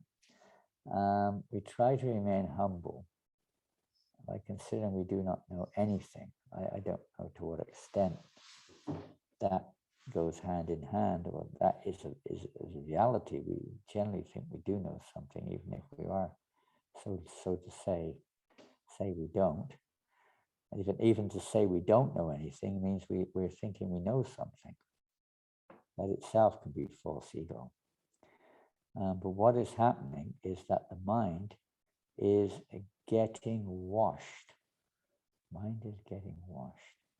I feel that I've forgotten everything. Now, I'm not sure, maybe you have to qualify this. I mean, do you mean you've forgotten everything in the material world? You've forgotten who you are? You've forgotten where you're going? I mean, what does it mean? Forgotten everything. I haven't met anyone who's forgotten everything. They may have forgotten something, but not everything. I've never met anyone in that category. Perhaps I've got a big problem and I've forgotten everything.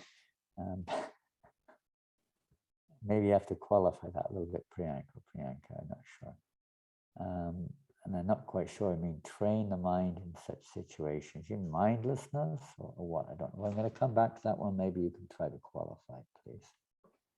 So, Hare Krishna Gurdas. We feel that enthusiasm for devotional service has a tendency to wane. Yeah, the ongoing question, they're all related, isn't it? How do we keep up our enthusiasm? There are many statements on how to keep up your enthusiasm, but those statements often lead to another question, inevitably speaking. Like we say, we keep up your enthusiasm by following the principles. Well, how do I follow the principles if I'm not enthusiastic? And you go on and on round in circles by associating with devotees. But what if I haven't got the association of devotees? And by being enthusiastic, but how can I be enthusiastic if I'm not enthusiastic? It goes on and on, on and on and on. So what do we do in these cases when we're feeling a bit down and out? Well, what do you do in normal situations when you're feeling a problem in the material world? You try to find someone who can help you, generally speaking. You can try and pray inside. Otherwise, try to make some connection with someone who can help us a little bit to, can't expect to get in, but somebody you can spend some time with to boost yourself a little bit, discuss something. But who's that? Gandhi. Gandhi said whenever he felt depressed, he picked up the Bhagavad Gita and would just simply read Gita. Pick up a Shastra, read it. That's association. Don't just sit there feeling, or forget mind just, being morose or whatever it is, or unenthusiastic. Read something. Read Prabhupada, associate with Prabhupada by reading his books. Yeah, a little determination. You have to have a little determination. There's no question. We're not here for someone to carry us all the time. We've got to show a little bit of endeavor on our part, but we're sincere. Can't expect, sometimes his over-reliance on another person's mercy is not so good either. We have to make our efforts. Oh, this is a typical thing. Why isn't ISKCON doing this? ISKCON should do this. ISKCON should do that. Please be quiet. You should do this. You should do that. Why are you always looking at someone else? Look at your own heart. Oh, because of the devotees, blah, blah, blah. But are you a devotee or not? Maybe not. Okay. Then don't talk. If you're just trying to think oneself a devotee, then act like one. Don't expect everyone else to except for me, as if we're going to be carried by everyone like that. The mercy of the pure devotee is not some kind of cot or pram which you wheel a baby in. It's that the pure devotee gives us instructions, and it's our choice to follow or not to follow. His mercy of the instructions which he gives, reminding us, no doubt, but what mercy Prabhupada has given us in his books, unlimited. Take shelter of those, and then take shelter of others where you can discuss those books. I'll tell you one thing. You can, talk about the problems. You can talk about this and that as much as we like. There's a place for that. But ultimately, the solution is not that, because they never end, by the way. Persons giving us problems never, ever end. Never. You can solve this one, another one. Don't worry, there's another one waiting. There's more than one waiting. There's a big waiting list in this material world of problems. And, trying to adjust one's, let's say, conditional mind by discussing other conditional methods of changing conditional mind, at best is going to bring you to goodness. At best, if you're lucky. That isn't the real solution. The real solution is to somehow or another do one's best. And, the desire should be there to hear and chant in the association of devotees, even if they aren't there physically. Now we have Zoom, now we have WhatsApp, now we have this thing, that thing, mobile phones, so many things. On the phone up somebody who's sincere, who's got the time, and just try to read together. Do something, and the clouds will go away. You'll suddenly feel like, running out on the street, dancing and chanting again, whatever it is. Association. There are many ways we can get that association. You have to take it, that's all. You can take a cow to water, Prabhupada said, but you can't force the cow to drink the water. Everything is there in Prabhupada's books. Everything. Just take advantage of it. To actually churn it, to understand it, to help it solidify in the association of the devotees, it becomes much, much, much, much, much more deep. Otherwise, we're reading with our own mind. Sometimes we're just reading this mechanically and nothing's really going in. But when you read with others, discuss with others, it helps to penetrate past these layers within it, which are covering our minds or our hearts. It helps to penetrate. Start to question, we start to analyze, understand, whatever you want to call it, like that. Anyway, just a few things. Where are we now? Harini, is it Nis? Why Gaudiya Math devotees hear higher subject? Does that mean they are ready for that? I don't know if they do or don't. I can tell you one thing, frankly speaking, although Prabhupada has spoken the highest subject matters in Chaitanya Charitamrita, Nectar Devotion, and many times he said, if my disciples are ready, then you'll reveal everything. No doubt all these statements are there, but you have to, it's like if you go to school, you know, you're in school, and it may be nice to show off that I know this, I know that, but that doesn't mean you can, you know, you're not, if you learn or you hear things from a higher grade, but it's not, again, it's not based on a foundation. We don't know how to apply it. If you don't know how to apply these things, then what's the use? Simply knowing things, they're not relevant. The application has to be relevant. However, it is important that we know what the goal is. We may not have, let's say, know how to apply it yet, how to relate yet. We're not in that level of loving reciprocation with Krishna. We haven't come, we're still attached to the material world.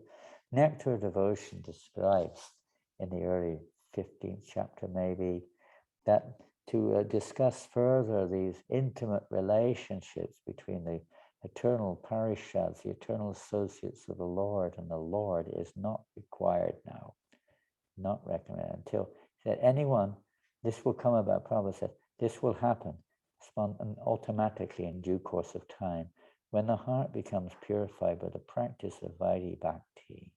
It is our goal. We're not here just to be machines. We're here to have unending, unlimited, ever-increasing, loving devotional service or reciprocation with the Lord and his devotees. This is our goal. But to come to that level, like we have to go through step by step at school. So I don't necessarily say that the devotees of the Gaudiya Math, that's a generalized statement, and maybe some of the ones you're meeting are like that. But the Prabhupada is also a member of the Gaudiya Math. And so many devotees in the Gaudiya Math, some may have that impression or some may not.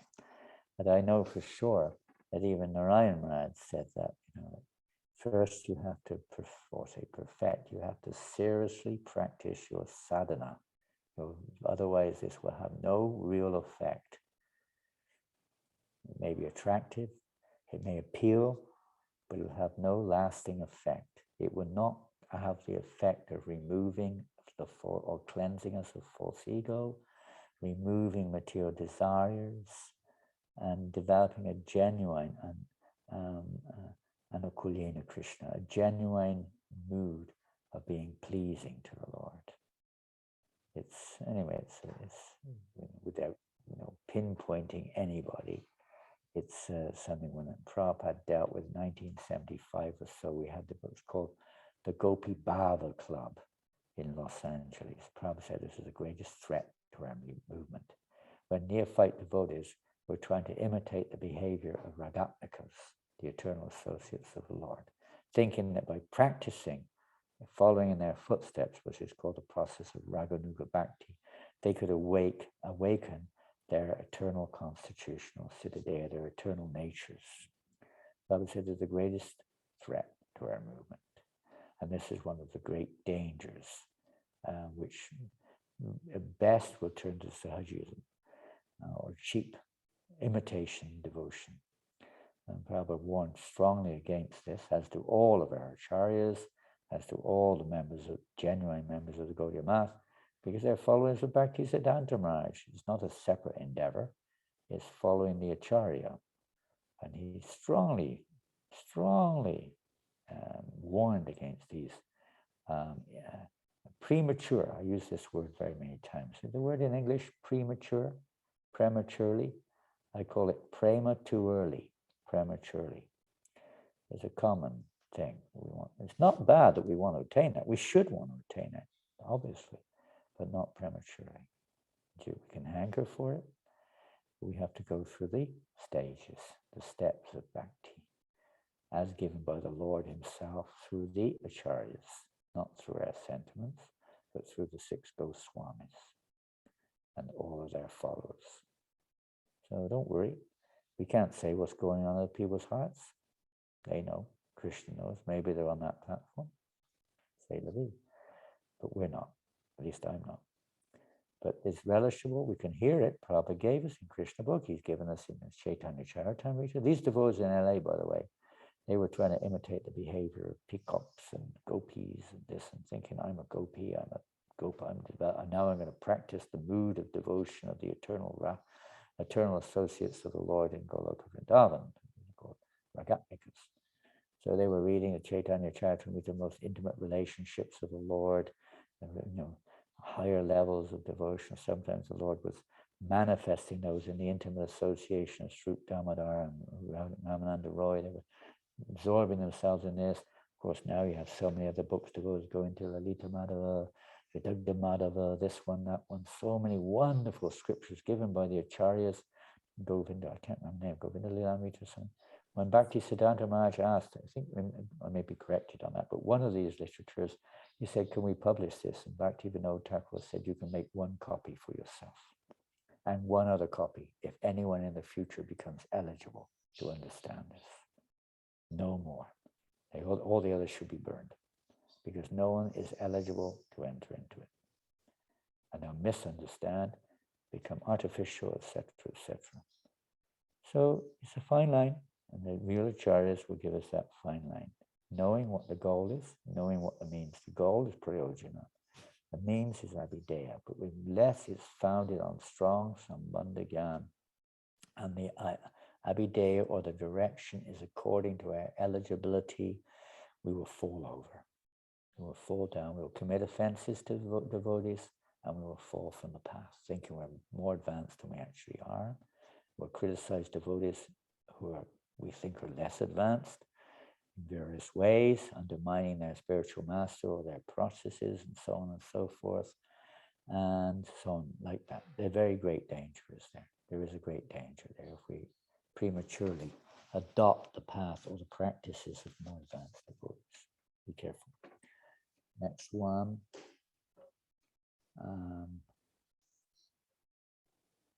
Hare Krishna. Nice to be with. Now I haven't heard anything back from, maybe there's some more. There are some more down here. On the topic of chanting, you said that chanting in the association is very enlivening. Also, you said a pure devotee in a way brings out the mantra. What do when there are moments where we are unfortunately not in the association, and also we become less surrendered? Well, it's kind of the same thing as the one about enthusiasm, loss of enthusiasm without the association of devotees. Have the Maha Mantra chanting around you if you can. You're not really without the association of devotees because Prabhupada's always there. You've probably got an altar in your home. The deities are there. Krishna is there, depending if he'll be there if you reciprocate with him. Otherwise, he hides himself. What else can you say about this, which we haven't already said? Brings out the mantra. I mean, the Lord knows in your heart, if some reason you're not, but you're sincere, the Lord will still appear. He's not depending either on that. And the Lord is self-sufficient. He can do anything he likes. Even if you're locked up in a cage, he can still appear fully to that, if you're sincere. What to do when there are moments where unfortunately we're not, with many moments we're not, most of the time probably. So we desire that association. The Lord is never alone. We become less surrendered. And can we become, or we do become, I'm not sure what you mean. Of course you can become less surrendered to the way, but I think you mean that we may become, or we do become less surrendered because the opportunity for the living entity to go away from devotional service is always there. That's your free will. It's not a question of force, it's a constant free will which one has in devotional, in any path of life, basically. How to overcome this? Well, again, it's basically the same thing of reminding ourselves, when taking shelter of Prabhupada's books, remembering why we came to this movement, remembering times which maybe we had good times in the association of devotees, you remember those wonderful kirtan melas, you remember that time in Vrindavan, you remember the time when you listened to a fired up class, you remember that great kirtan you had on the streets of Rotterdam, or whatever it is, wherever you are. remember these moments and remember why we came to this movement in the first place. We didn't come to this movement, to achieve material success. At least maybe we did, maybe we didn't, but that isn't the real reason we should have come. Try to remember something positive. Take Srila Prabhupada's books.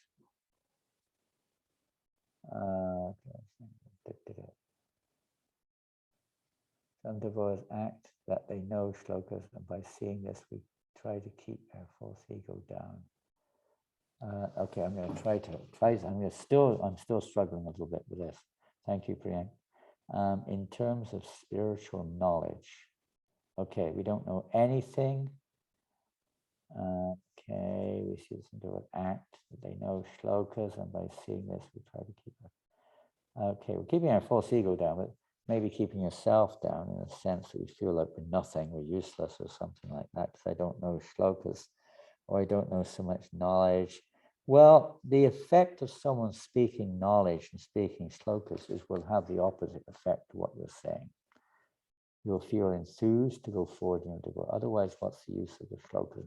Shloka. There's a term for this. Anyway, forgotten it. We used to quote this. It's simply shloka, shloka. Well, what's the use if it doesn't help those who are hearing it to change their hearts? It's not much use, is it? It can be a show. It can be a show off. It doesn't have to be. Right?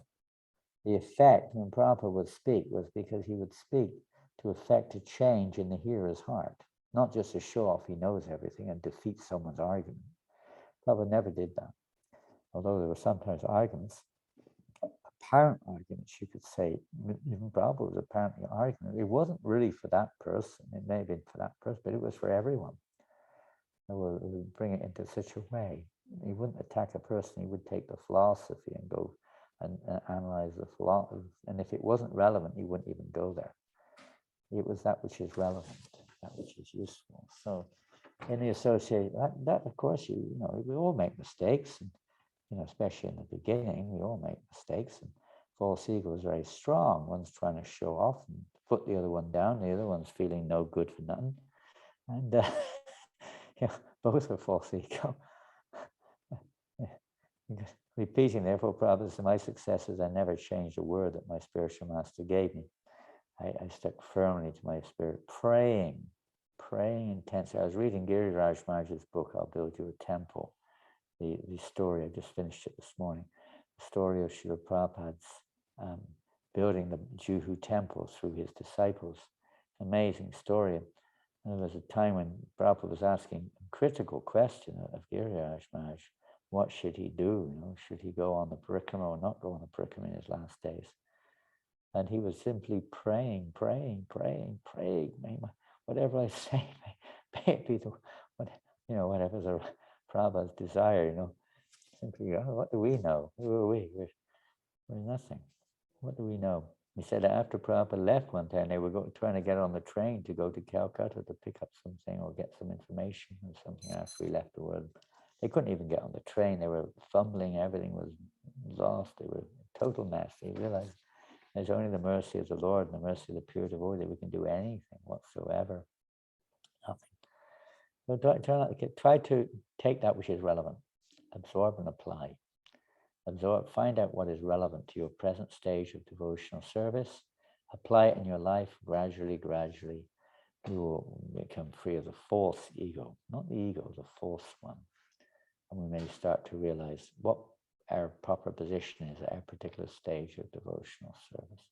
That's the purpose of this movement. And of course, we can see so many shortcomings. We can say, so many mistakes. But no, Krishna, in the sincere devotee, everything is happening is a part of us waking up, is a part of us realizing where we're at and what we've got to do to make a step to the next level of devotional service.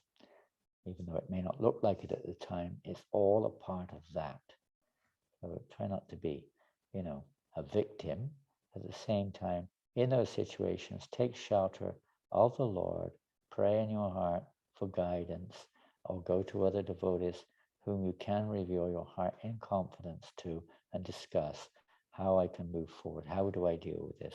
How do I, we can't, why point a finger? We all know we have our shortcomings. So even person may be speaking on the asana, the asana, may also have some shortcomings. We can't expect absolute perfection there. Can't expect that. We take the essence and try to keep referring to the purity, referring to the Shastra, referring to the pure devotee, but in a way as much as possible that is relevant. Not to be too negative about it.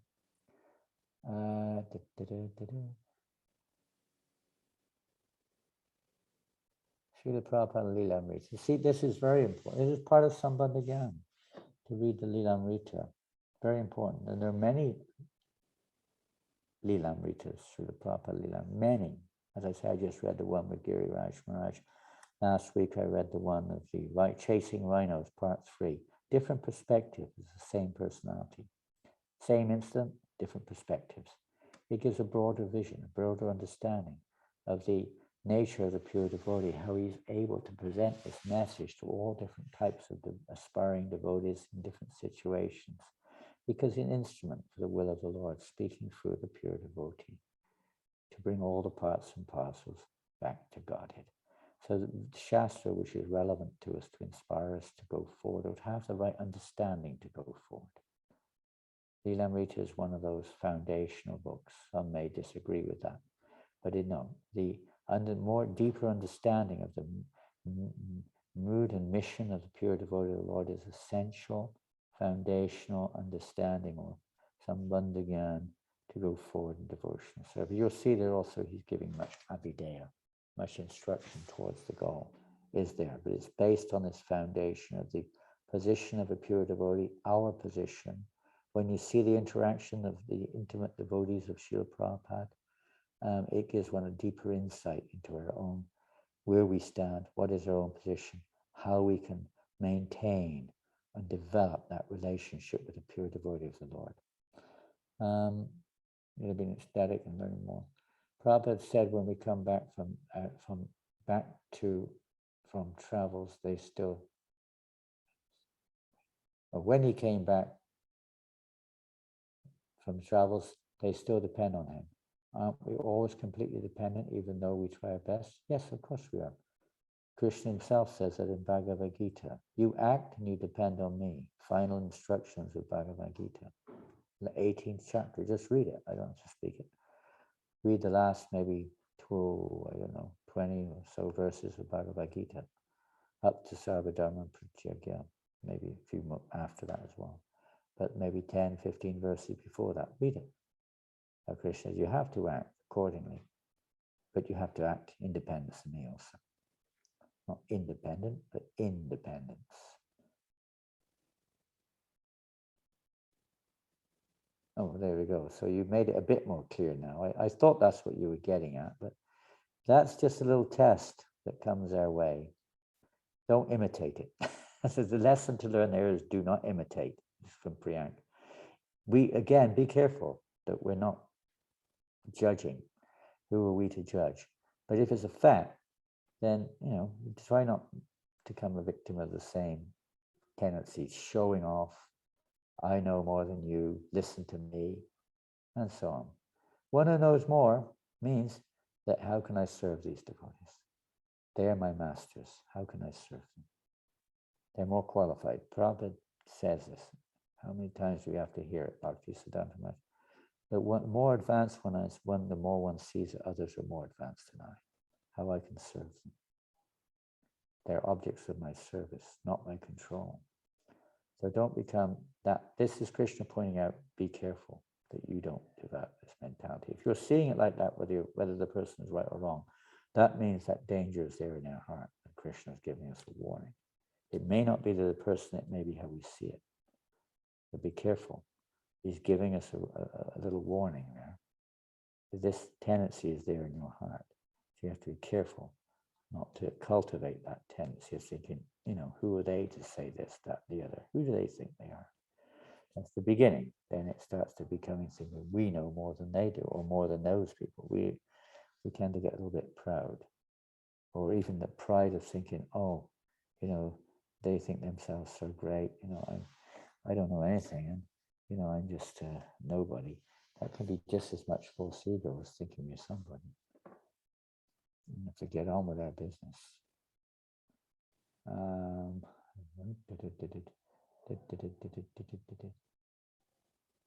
Okay, I think this will have to be the last one. Someone from the other line of Sampradaya wants to start a center with the help of our group. Should we accept it? Discuss it with your guru authorities there, wherever you are, in the Philippines, or wherever you may be. Discuss it carefully with your authorities there. This is generally a question of the GBC standards in general. This is not our policy because we're not so advanced. Or there may be so many experience of consequential experiences in the past and differences of policy in the present, and so many different. It's not to say we're better, you're better, this is right, this is wrong. It's a matter of when you're children, just like when I went to school, for instance.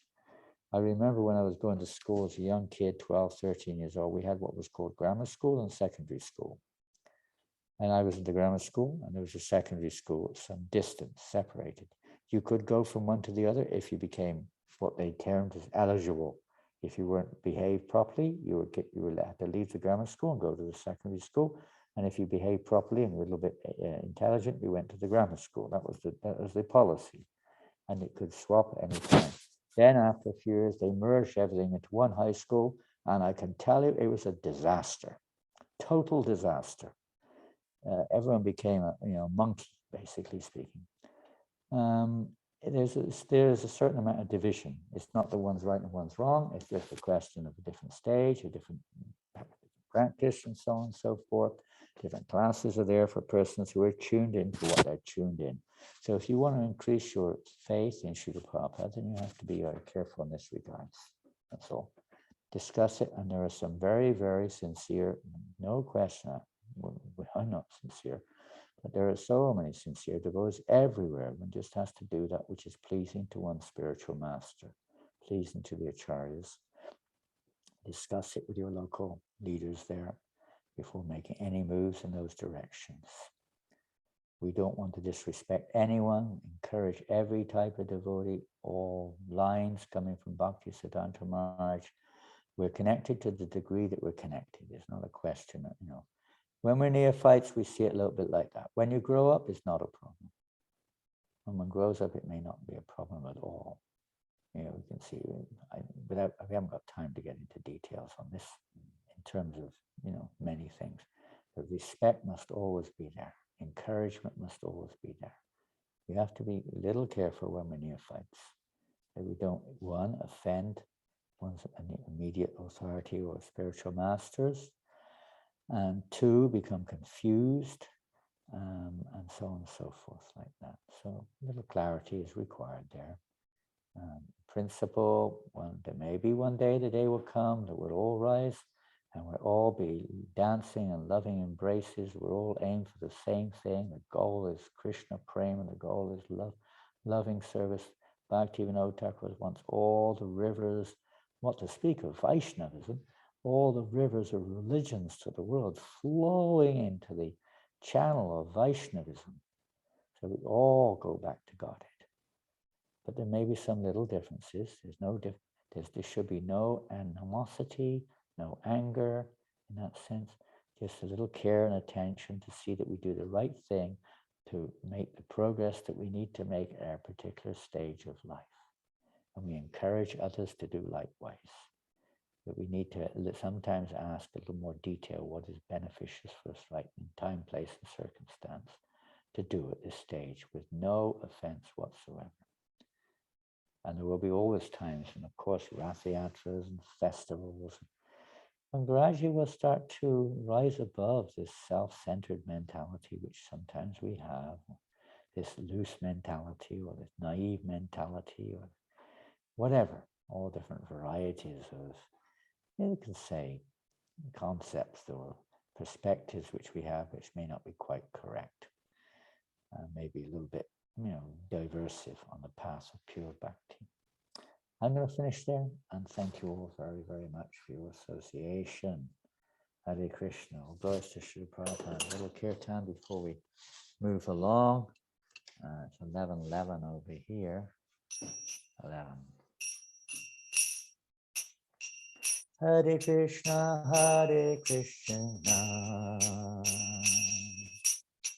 Krishna Krishna, Hare Hare, Hare Rama, Hare Rama, Rama Rama, Hare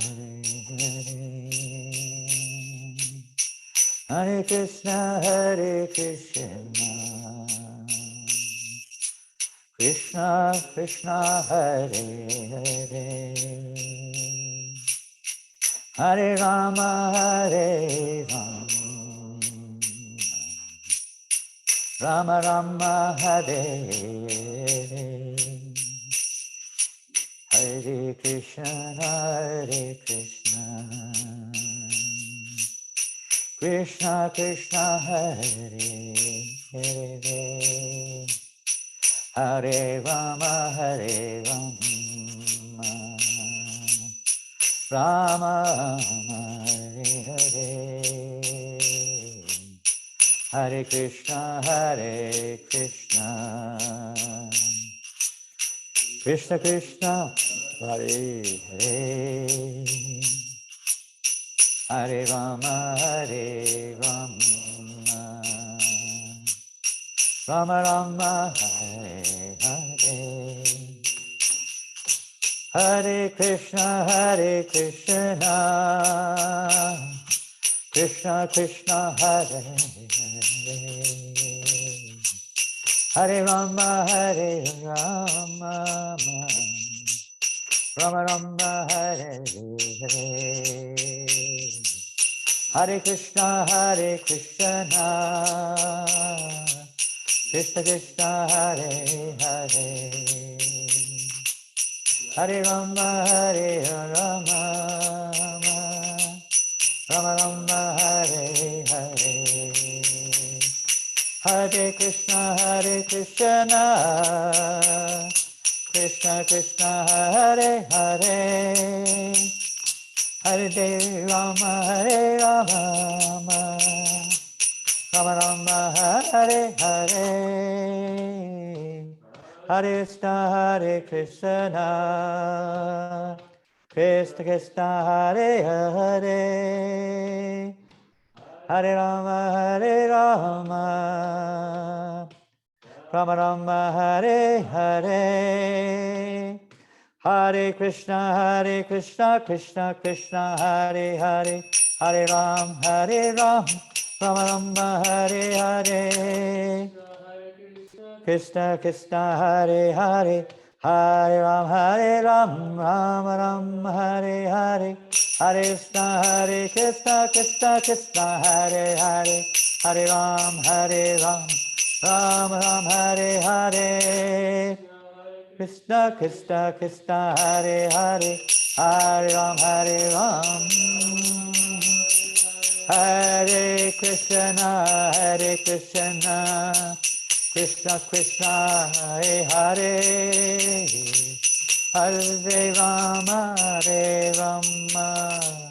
Rama Rama, Hare Hare, Hare Krishna, Krishna Krishna, Hare Hare, Hare Rama, Rama Rama, Hare Hare, Hare Krishna, Krishna Krishna, Hare Hare, Hare Rama, Rama Rama, Hare Hare, Hare Krishna, Krishna Krishna, Hare Hare, Hare Ramo, Ramo, Hare Hare, oh Hare Krishna, Krishna Krishna, Hare Hare, Hare Rama, Rama, Hare Hare, Krishna Krishna, Hare Hare, Hare Krishna, Krishna Krishna, Hare Hare, Hare Rama, Rama Rama, Hare Hare, Krishna Krishna Krishna Hare Hare Hare Ram Hare Ram Hare Krishna Hare Krishna Krishna Krishna Hare Hare Hare Rama Hare Rama Rama Rama Hare Hare Hare Krishna Krishna Krishna Hare Hare Hare Ram Rama Rama Hare Hare Prabhupada ki jai Harinam Sankirtan ki jai. Don't forget, a devotee is not just somebody who, let's say, is learned, but somebody acts according to their learning. Haridas Thakur, Sanatana Goswami, Lord Chaitanya said, you are a pure devotee because you not only do you speak, but you practically live what you speak. Both have to be there.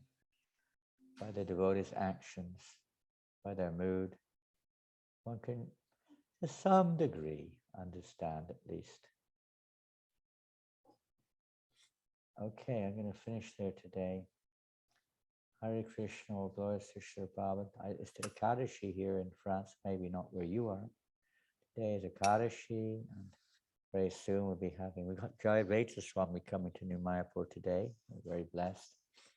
One of the first devotees in ISKCON. 66, he joined Prabhupada's mission in New York. One of the oldest devotees, there are only a few, he, Mukunda Maharaj, one or two others only, maybe still active in our movement from that time. So we're very fortunate, and we're having a mela, of course, with Balaram Purni coming up, Julianyatra, Madhava Prabhu is coming here to New Mayapur, I believe. Others, for various reasons, have had to cancel, one of them being Kadamba Kanana Maharaj, who was coming, but because of his health, he's not able to come now. But I'm sure that many will come for Sangha, hearing the holy name, hearing and chanting. Keep chanting, and please Kirtan. Kirtan, or let's say Sankirtan. Chanting loudly in the association of devotees. This can drive away all your, let's say, unenthusiasm, lack of enthusiasm, or despondency, or whatever it is. Just Lord Chaitanya's movement is based on Sankirtan. So absorb yourself in Sankirtan. This will wake us up. Dance and chant. Hare Krishna, Srila Prabhupada ki jai. Go Premanandi. Hare Bol. We'll see you all soon. Hare Krishna. Thank you. Hare Bol. Hare Bol. Hare Bol. Hare Bol.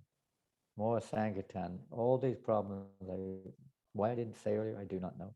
But all these problems, Krishna reminds us when the time is right. All these problems are due to lack of Sankirtan, not some external adjustments. Lack of Sankirtan. Chant loudly alone, chant with others, chant wherever you can. The holy name of Krishna is surely all the way. It's the only medicine for all the ills of Kali Yuga. Hare Krishna.